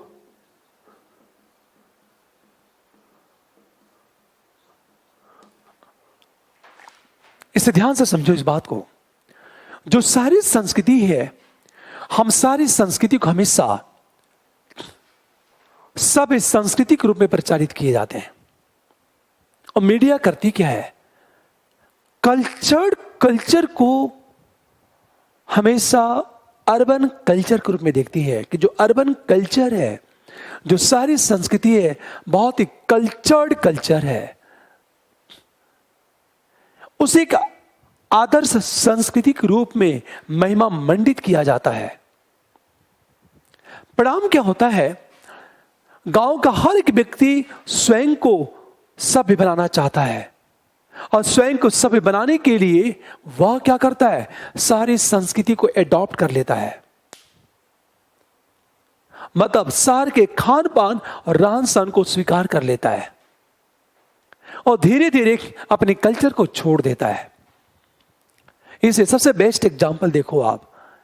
शहरों में लोगों के पास टाइम नहीं है, इतने लोग नहीं है, तो बुफे सिस्टम, शादी विवाह में बुफे सिस्टम अच्छा था। लेकिन गांव में भी अब बुफे सिस्टम चलाया, और लोग शान से कहते हैं कि मेरे यहां शादी विवाह में बुफे सिस्टम है, बुफे सिस्टम। और लोग उसे गर्व से कहते हैं ये कि सिस्टम अच्छा सिस्टम है, लोग इसे कहते हैं। और गांव के लोग अपने कल्चर के प्रति नकारात्मक सोच रखने लगे हैं। बल्कि यह कहा जाए कि पिछड़ा होने का मतलब है, ग्रामीण कल्चर को स्वीकार करने का मतलब है पिछड़ा होना। कल्चर होने का मतलब है सारी संस्कृति को अपनाना। हमेशा ध्यान इस बात को। अगली चीज देखा जाए कि शहरीकरण ने क्या किया? पर्यटन को प्रमोट किया। पर्यटन और विषम भौगोलिक क्षेत्र में जो पर्यटन को प्रमोट करते हैं ना, तो जनजाति जो संस्कृतियां होती हैं वो नष्ट हो जाती हैं। इसलिए हमेशा ध्यान दो इस बात को। बेशक शहर आधुनिकता का एक मानक है, विकास का इंजन है, लेकिन ये शहरीकरण कहीं न कहीं संस्कृति के विकास में बाधक है। यह छोटी छोटी संस्कृतियों को बहुत तेजी से यह नष्ट कर देता है। तो फिर एक प्रश्न उठा, क्या बहुत संस्कृतिवाद ने या वैश्वीकरण ने बहुत संस्कृतिवाद को प्रोत्साहित किया कि नहीं किया? बाधित किया या नहीं किया? हमेशा ध्यान दो इस बात को। देखो आप,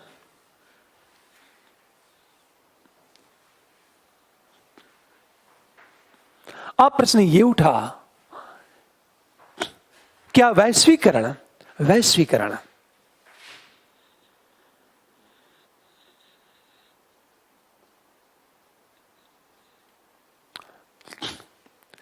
क्या वैश्वीकरण बहुत संस्कृतिवाद के लिए घातक है?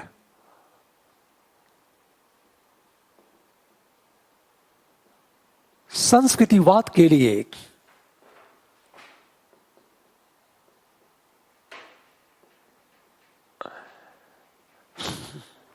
देखो आप, इसका मतलब यह है कि ग्लोबलाइजेशन जिस अनुपात में बढ़ रहा है, क्या वह अन्य छोटी छोटी संस्कृतियों को नष्ट कर देगा या नहीं? सच तो यह है कि छोटी छोटी संस्कृतियां, जो रीजनल लैंग्वेज है, बहुत तेजी से नष्ट हो रही है। जो भाषाई विविधता है वो नष्ट हो रही है। हो सकता है एक दिन ऐसा आए कि मात्र पूरी दुनिया में कुछ ही लैंग्वेज बचे जिसे हम ग्लोबल लैंग्वेज मान सकते हैं, लेकिन रीजनल जो लैंग्वेज है धीरे धीरे नष्ट हो जाएगा। अब ध्यान देने इस बात को। ग्लोबलाइजेशन में क्या होता है? पूरे विश्व का एकीकरण हो जाता है। तर्क क्या दिया गया? तर्क यह दिया गया कि वैश्वीकरण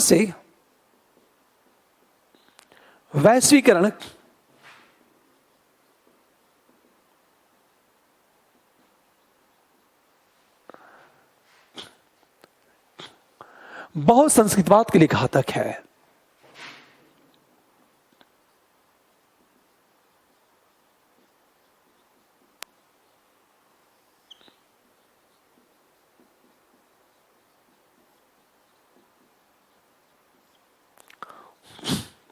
आखिर ये ग्लोबलाइजेशन बहुत संस्कृतवाद के लिए घातक क्यों है? तर्क क्या दिया गया कि ये जो वैश्वीकरण है, वैश्वीकरण से क्या हो रहा है? पश्चिमी संस्कृति का प्रसार बहुत तेजी से हो रहा है।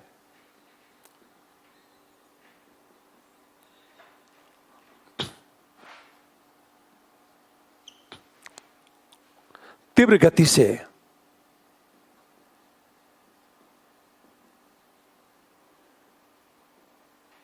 और जब ग्लोबलाइजेशन के कारण पश्चिमी संस्कृति का प्रसार बहुत तेजी से होगा, तीव्र गति से हो रहा है, परिणामतः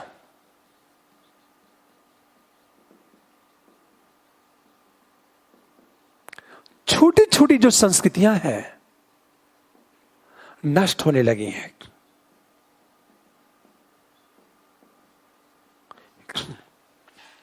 फॉर एग्जाम्पल, दुनिया का कोई ऐसा देश नहीं जिस पर पश्चिमी संस्कृति का प्रभाव ना दिखा हो। विश्व का हर एक देश वेस्टर्न कल्चर से परेशान है। फॉर एग्जाम्पल की हम बात करें, आज हम पिज्जा और बर्गर को ज्यादा लाइक करते हैं। सोचो जरा, पार्टियों में पिज्जा बर्गर की बात की जाती है, हॉलीवुड की फिल्में ज्यादा पसंद की जाती हैं, जबकि पिज्जा और बर्गर इंडियन कल्चर का पार्ट नहीं है। लोग शान से कहते हैं कि मैं मैकडोनाल्ड में पिज्जा बर्गर खा के आया हूं। एक बात हमेशा ध्यान दो इस बात को, सबसे बड़ी चीज तो यही है, लोगों के जो कपड़े हैं वो वेस्टर्न कल्चर के अकॉर्डिंग हैं, और लोग शान से कहते हैं कि मैं वेस्टर्न कल्चर को फॉलो करता हूं। शान से कहते हैं, उनकी पूरी की पूरी लाइफ स्टाइल ही वेस्टर्न कल्चर के अकॉर्डिंग ढल चुकी है। ये इसका मतलब ये है कि पूरी दुनिया में जो छोटी छोटी संस्कृतियां हैं बहुत तेजी से नष्ट हो रही हैं। इसका मतलब ये है कि जो ग्लोबलाइजेशन है कल्चरल डाइवर्सिटी को समाप्त कर देगा, सांस्कृतिक विविधता को समाप्त करने जा रहा है। उस कंडीशन में सामाजिक जो सौंदर्य है, सामाजिक सौंदर्य में गिरावट तेजी से आएगी और एक ऐसा समाज बनेगा जहां निरस्ता होगी। आप सोचो जरा, आप ये देखो आप, तो जैसे जैसे ग्लोबलाइजेशन बढ़ रहा है पश्चिमी संस्कृति का प्रसार बहुत तेजी से हो रहा है और हर कोई वेस्टर्न कल्चर को एडॉप्ट कर रहा है। हम यूरोप के खान पान और पहनावे को स्वीकार करते जा रहे हैं। आप अपनी संस्कृति को हम क्या कर रहे हैं? छोड़ रहे हैं। जैसे आने वाली जो जनरेशन है उसे ये नहीं पता कि भारतीय संस्कृति का मतलब क्या होता है, बस उसे ये पता है कि वेस्टर्न कल्चर। हम दूसरी चीज बात करें, नंबर 2 देखो आप,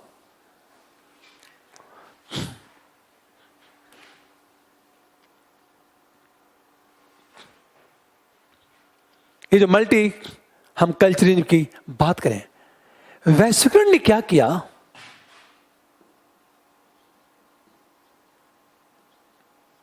वैश्वीकरण ने अंग्रेजी को वैश्विक भाषा के रूप में स्थापित कर दिया है।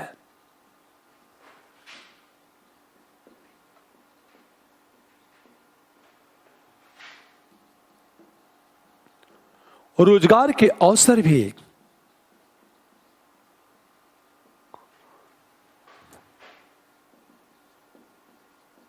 अंग्रेजी भाषा में उपलब्ध है।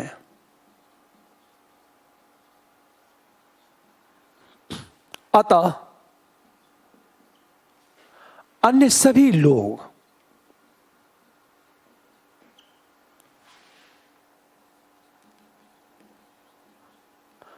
अंग्रेजी भाषा को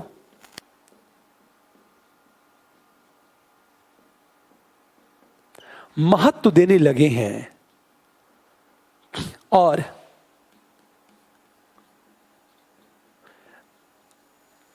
स्थानीय भाषा की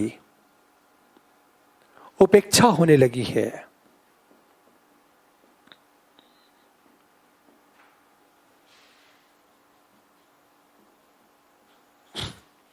इसे ध्यान से देखो इस बात को।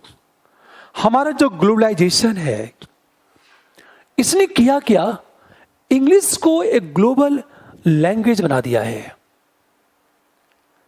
जितने भी रोजगार के अवसर क्रिएट हो रहे हैं वो सब के सब इंग्लिश भाषा में। हमेशा इसे हर व्यक्ति अपनी आर्थिक हित को प्रमोट करने के लिए इंग्लिश भाषा को महत्व देने लगा है। जैसे इंडिया के गांव में भी कॉन्वेंट स्कूल खुल चुके हैं और हर माँ बाप शान से कहता है कि मेरा बच्चा इंग्लिश मीडियम में पढ़ता है। कई बार देखा होगा कि जब कोई मेहमान आते हैं तो माँ बाप अपने बच्चों से ये कहते हैं तुम इंग्लिश में पोयम सुनाओ, और वो बच्चा रटा हुआ है इंग्लिश में पोयम, वो सुनाने लगता है। जब इंग्लिश में पोयम सुनाता है तो माँ बाप को गर्व की अनुभूति होती है। इससे बड़ी विडंबना क्या होगी। और यदि कोई बच्चा हिंदी या भोजपुरी या मैथिली या राजस्थानी में बोलता है तो लोग उसे हीन भाव से देखते हैं। एक छोटे से एग्जांपल लेता हूं। आप दिल्ली के किसी बड़े शॉपिंग मॉल में जाते हो और आप किसी दुकानदार से अपने हिंदी या रीजनल लैंग्वेज में बात करते हो तो आपको अजीब नजरों से देखेगा वो, और मान के चलेगा विलेजर्स, और विलेजर्स तो एक गाली मानी जाती है। हमेशा ध्यान इस बात को। यहां भी वही चीज है। इसने क्या किया, ग्लोबलाइजेशन ने क्या कर दिया, इंग्लिश को एक ग्लोबल लैंग्वेज के रूप में स्थापित कर दिया है। सोचो आप, रोजगार के अवसर भी अंग्रेजी भाषा में उपलब्ध है। इसलिए गांव में कॉन्वेंट इंग्लिश मीडियम स्कूल खुल रहे हैं। वहां जितने भी फंक्शन होते हैं वो ज्यादातर यूरोपियन कल्चर से मैच करते हैं। वो जो गेम भी यूरोपियन कल्चर से मैच करते हैं। वहां फिल्में भी दिखाई जाएंगी तो हॉलीवुड की फिल्में दिखाई जाएंगी, और हर माँ बाप ये कहता है कि मेरा बच्चा हॉलीवुड की फिल्में ज्यादा पसंद करता है, और लोग बड़े गर्व से कहते हैं कि मेरे बच्चे की हिंदी बहुत कमजोर है। हिंदी कमजोर है मत इसमें गर्व की अनुभूति होती है, हिंदी मजबूत है इसमें शर्म की बात होती है। ये देन किसकी है? और जब अपने कल्चर के प्रति नकारात्मक सोच पैदा हो जाती है, घृणा का भाव पैदा होगा, तो स्वाभाविक है लोग अपने कल्चर को भूल जाएंगे, अपनी संस्कृति को भूल जाएंगे और धीरे धीरे अपनी संस्कृति को छोड़ने लगते हैं। सबसे बड़ी चीज तो यही है। हम तीसरी चीज बात करें, मीडिया ने क्या किया कि वेस्टर्न कल्चर को मीडिया ने क्या किया है, एक संस्कृति के रूप में प्रचारित करना शुरू कर दिया। अब परिणाम क्या हुआ, लोग सभ्य बनने के लिए वेस्टर्न कल्चर के खान पान और रहन सहन को अपना लिया। जैसे मैंने कहा, इंडिया में भी गांव में भी पिज्जा और बर्गर की संस्कृति का प्रसार बहुत तेजी से हो रहा है। छोटे छोटे बच्चों के टिफिन बॉक्स में भी सैंडविच, पिज्जा और बर्गर जा रहा है। वेस्टर्न कल्चर का इतना जबरदस्त प्रभाव है कि मेरे अवचेतन मन में बैठ चुका है ये, और हम बच्चों के दिमाग में ही हम डाल दे रहे हैं। तुम कल्चर्ड हो, तुम रेशनल हो, तुम बौद्धिक हो। इसका एकमात्र क्राइटेरिया ये है कि तुम वेस्टर्न कल्चर को फॉलो करते हो। आप अब देखो, नंबर 3 की बात करें हम लोग।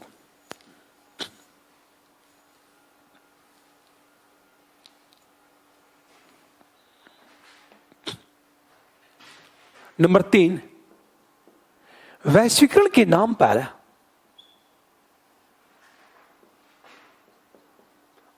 पर पश्चिमीकरण को प्रोत्साहन दिया जा रहा है।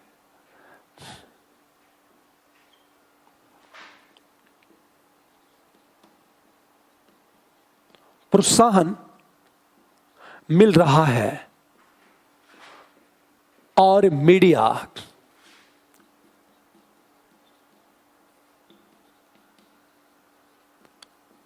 पश्चिमी संस्कृति को एक सभ्य संस्कृति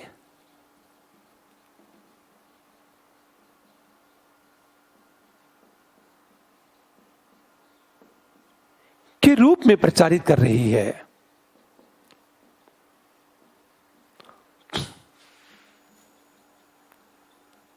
जिससे लोग सभ्य बनने के लिए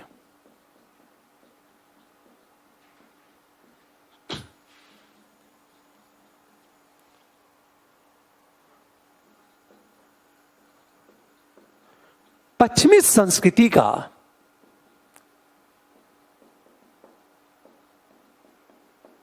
को अपनाने लगे हैं। जैसे पिज्जा, बर्गर, खान पान, रहन सहन। हमेशा ध्यान इस बात को।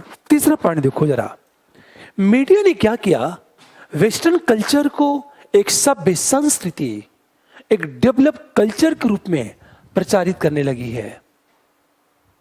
और मीडिया ने यह कहना शुरू किया कि सभ्य होने का मतलब है वेस्टर्न कल्चर को एडॉप्ट करना। इसीलिए हर एक व्यक्ति अपने आप को सभ्य दिखाने के लिए वेस्टर्न कल्चर को अपनाने लगा है, पश्चिमी संस्कृति को अपनाने लगा है। जैसे पश्चिम के खान पान और रहन सहन को हर एक व्यक्ति अपनाने लगा है। और जब पश्चिम के रहन सहन खान पान को अपनाएंगे तो स्वाभाविक है हम धीरे धीरे करेंगे क्या, हम अपनी संस्कृति को धीरे धीरे भूलते जाएंगे। जैसे आज के कुछ साल पहले पिज्जा बर्गर का कॉन्सेप्ट नहीं था। एक छोटा सा एग्जांपल लूं, चाउमीन या जो मोमोज खाते हैं वो हमारा कल्चर नहीं है, वो चाइनीज कल्चर है। पिज्जा जो बर्गर है वो यूरोपियन कल्चर है। पिज्जा जो है ये बर्गर, विशेषकर बर्गर तो मैकडोनाल्ड की देन है वो, और पूरी दुनिया में पिज्जा और बर्गर फेमस है। ये लोग इसमें गर्व की अनुभूति करते हैं, गर्व की अनुभूति करते हैं कि हम वेस्टर्न कल्चर के खान पान को अपनाते हैं। और यह कहा जाए कि जो भी समाज या परिवार रिच है, थोड़ा संपन्न है इकोनॉमिकली, उसकी पूरी कोशिश होती है कि मेहमानों का स्वागत वेस्टर्न कल्चर के अकॉर्डिंग हो, ताकि और जब वेस्टर्न कल्चर उसके घरों में दिखता है तो उसे गर्व की अनुभूति होती है। इससे मैंने क्या कहा कि आज गांव के व्यक्ति की दिली इच्छा होती है कि उसका लड़का कॉन्वेंट में पढ़े, इंग्लिश मीडियम में। यदि उसकी इंग्लिश थोड़ी सी अच्छी है, इंग्लिश बोलता है, तो मां बाप को गर्व की अनुभूति होती है। भोजपुरी और हिंदी के प्रति घृणा का भाव है, इससे बड़ा दुर्भाग्य क्या होगा।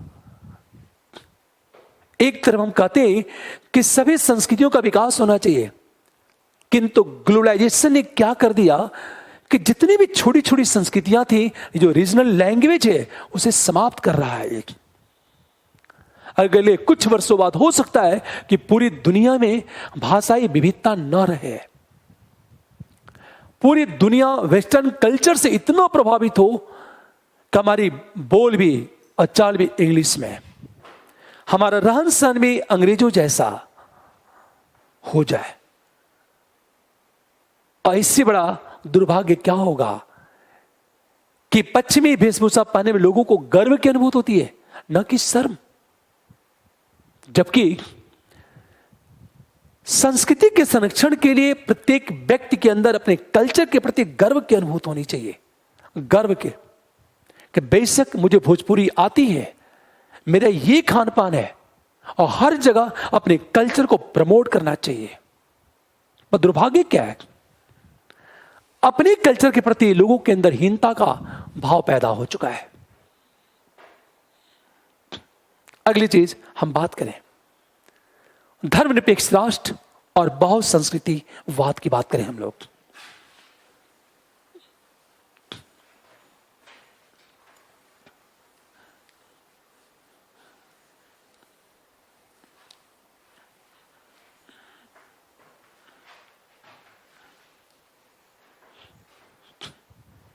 देखो आप,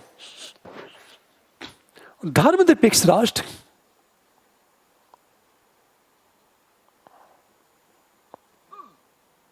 एवं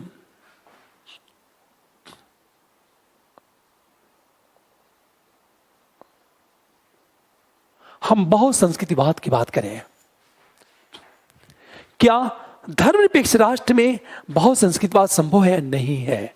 सच तो ये है, देखो आप,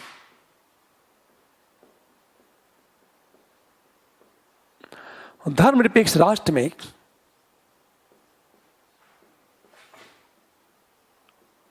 सभी संस्कृतियों का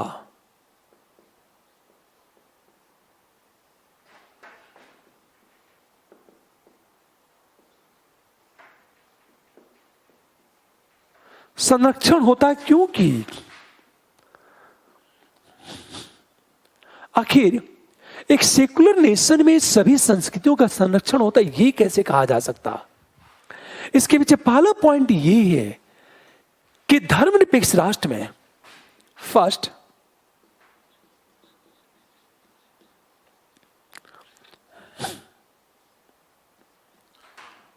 प्रत्येक व्यक्ति को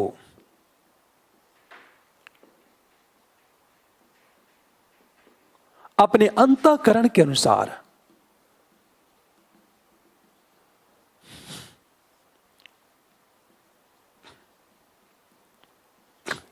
किसी भी धर्म को मानने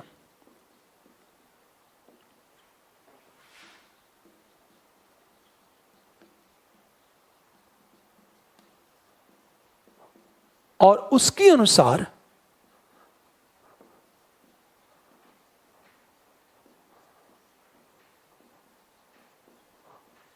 आचरण की स्वतंत्रता होती है। देखो आप, प्रश्न ये है कि एक सेकुलर नेशन में सभी संस्कृतियों का संरक्षण कैसे होता है? क्या सेकुलर नेशन में बहुत संस्कृतिवाद संभव है? नहीं है। देखो आप, यदि हम बात करें तो यह कहा जाता है कि सेकुलर नेशन में सभी संस्कृतियों का संरक्षण होता है। इसके पीछे रीजन क्या है? पहला रीजन तो यह है कि धर्मनिरपेक्ष राष्ट्र में प्रत्येक व्यक्ति को अपने अंतःकरण के अनुसार किसी भी धर्म को मानने और उसके अनुसार आचरण की स्वतंत्रता होती है। हमेशा ध्यान दो, अंतःकरण किसी भी धर्म को मानने और उसके अनुसार आचरण की स्वतंत्रता होती है, अर्थात प्रत्येक व्यक्ति अपनी संस्कृति का अनुपालन करने के लिए स्वतंत्र होता है।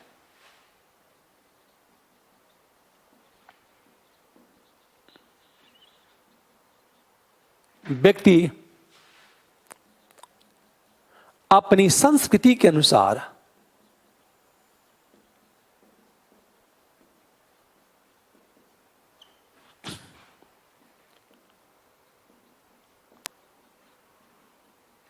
जीवन जीने के लिए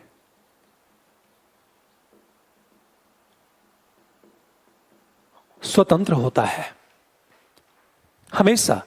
और जब प्रत्येक व्यक्ति अपने कल्चर के अनुरूप जीवन जीने के लिए स्वतंत्र होगा तो उसकी कल्चर का विकास होता जाएगा। पहली चीज। दूसरी चीज कि धर्मनिरपेक्ष राष्ट्र में धर्म के आधार पर कोई भेदभाव नहीं होता है। और धर्म तो संस्कृति का भाग है। अतः धर्म के आधार पर भेदभाव का निषेध का अर्थ है संस्कृति के आधार पर भेदभाव का निषेध। नंबर हम 2 की बात करें।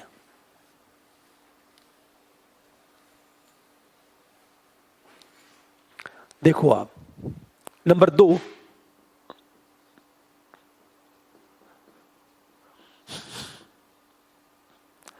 धर्मनिरपेक्ष राष्ट्र में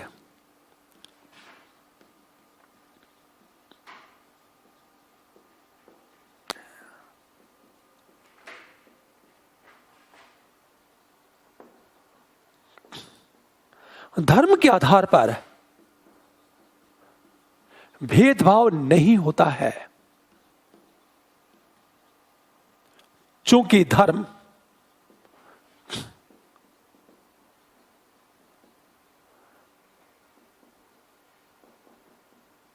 संस्कृति का भाग है। अतः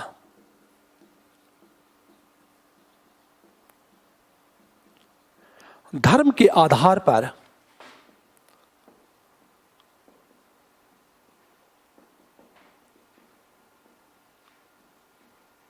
निषेध का अर्थ है कि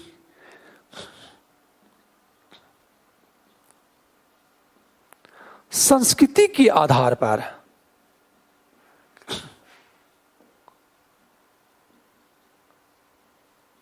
भेदभाव का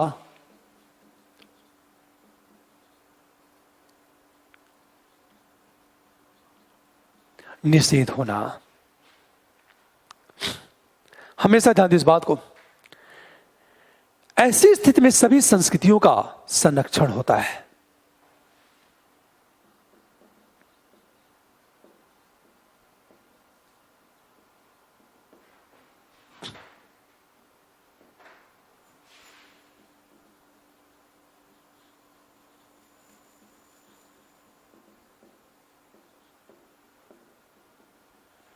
एक बात ध्यान देने इस बात को, देखो कहा क्या जाता है कि जो सेकुलर नेशन है उसमें धर्म के आधार पर भेदभाव नहीं होता, और धर्म तो हमारी संस्कृति का भाग है। अतः धर्म के आधार पर भेदभाव के निषेध का अर्थ है कि संस्कृति के आधार पर भेदभाव का निषेध होना। और जब संस्कृति के आधार पर भेदभाव का निषेध होता है तो स्वाभाविक है सभी संस्कृतियों का संरक्षण होगा, परिणामतः मल्टीकल्चरिज्म होगा। इससे यह प्रश्न उठता है, क्या सेकुलर नेशन में मल्टीकल्चरिज्म संभव है या नहीं है?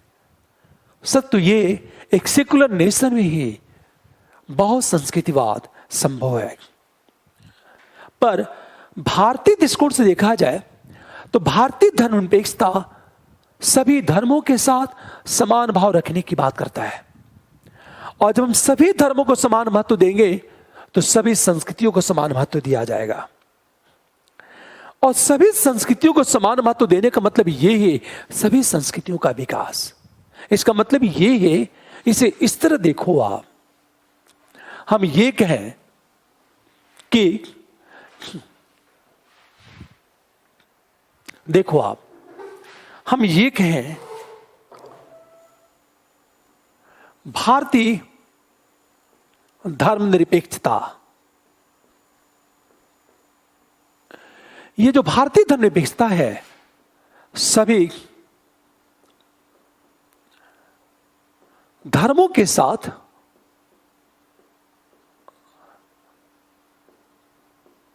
समान भाव पर बल देता है। यदि हम सभी धर्मों के साथ समान भाव की बात करेंगे तो स्वाभाविक है सभी धर्मों का विकास एवं हम संरक्षण की बात करेंगे। आप देखो आप,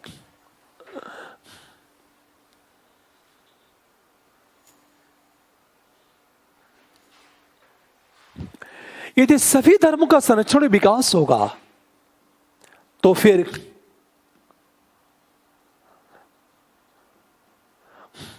सभी संस्कृतियों का संरक्षण एवं विकास होगा।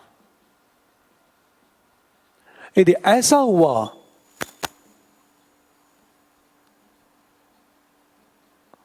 तो फिर हम बहुत संस्कृतिवाद की बात करें।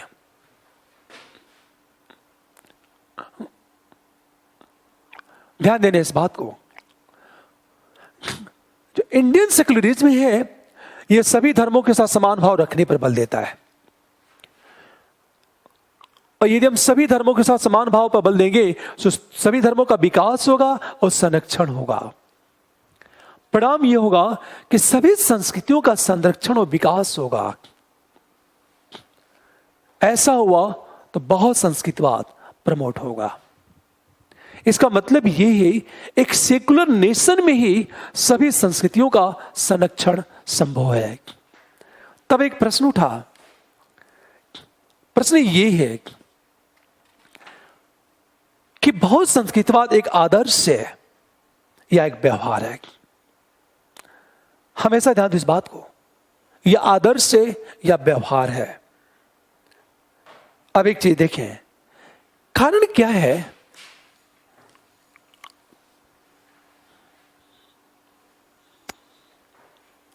प्रश्न ये उठा,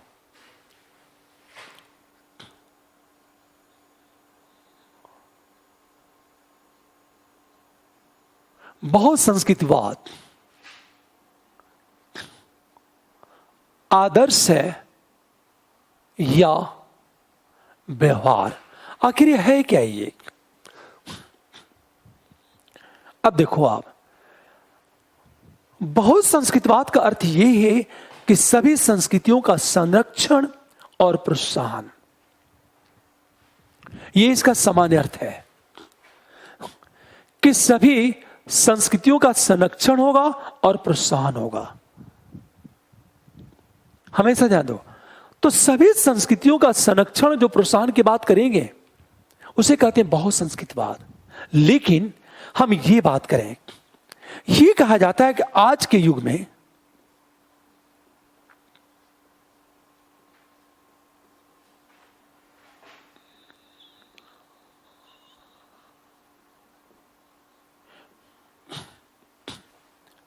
जो बहुत संस्कृतिवाद है एक आदर्श बन चुका है।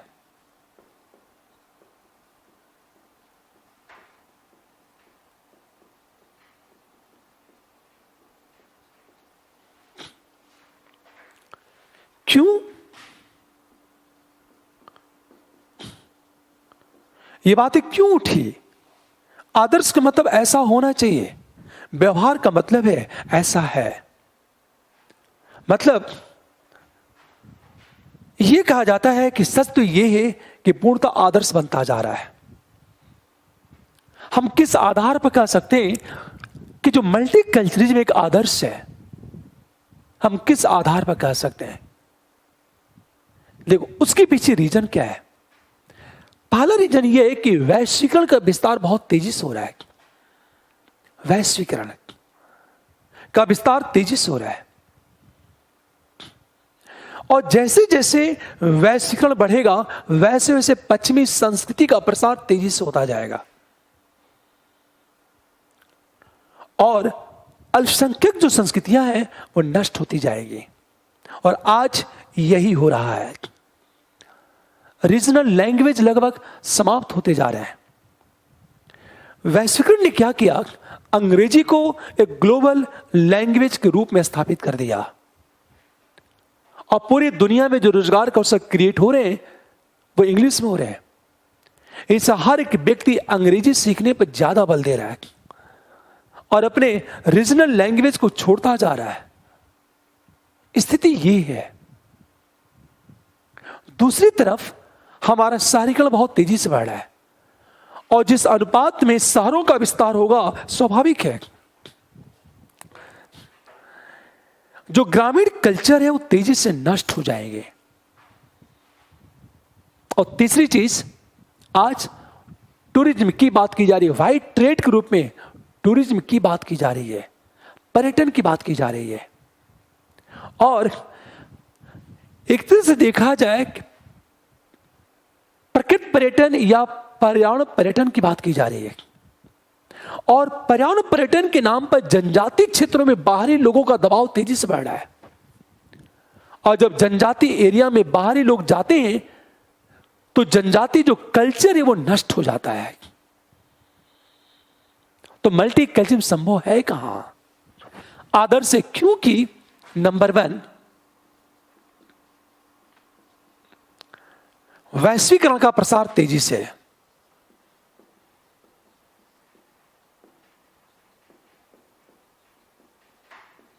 जिससे एक तरफ पश्चिमी संस्कृति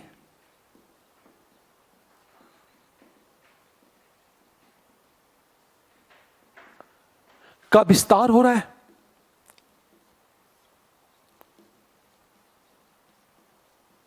तो दूसरी तरफ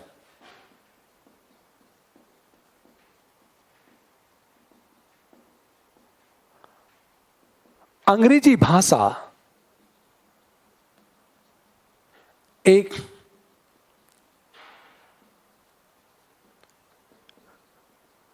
वैश्विक भाषा के रूप में स्थापित होने लगी है।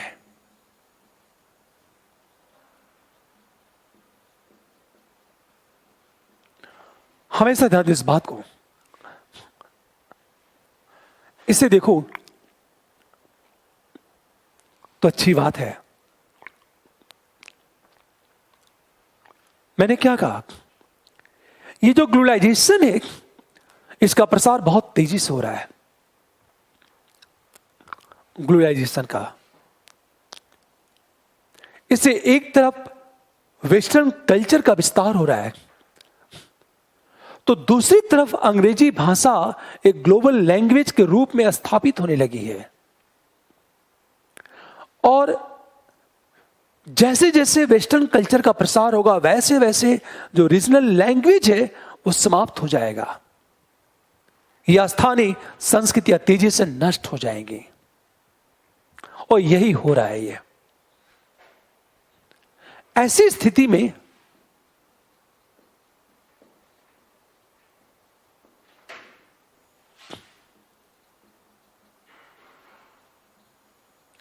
स्थानीय संस्कृति एवं स्थानीय भाषा नष्ट होने लगी है।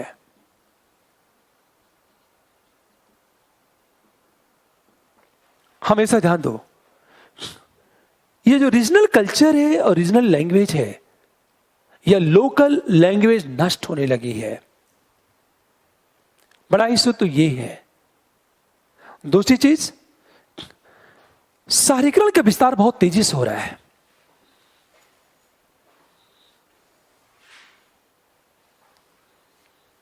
देखो आप नंबर 2 की बात करें, शहरीकरण तेजी से बढ़ रहा है। और जब शहरीकरण तेजी से बढ़ेगा तो उसका परिणाम क्या होगा? हमेशा ध्यान दो इस बात को, जिससे ग्रामीण जो संस्कृति है हमेशा शहरीकरण तेजी से बढ़ रहा है, जिससे ग्रामीण संस्कृति का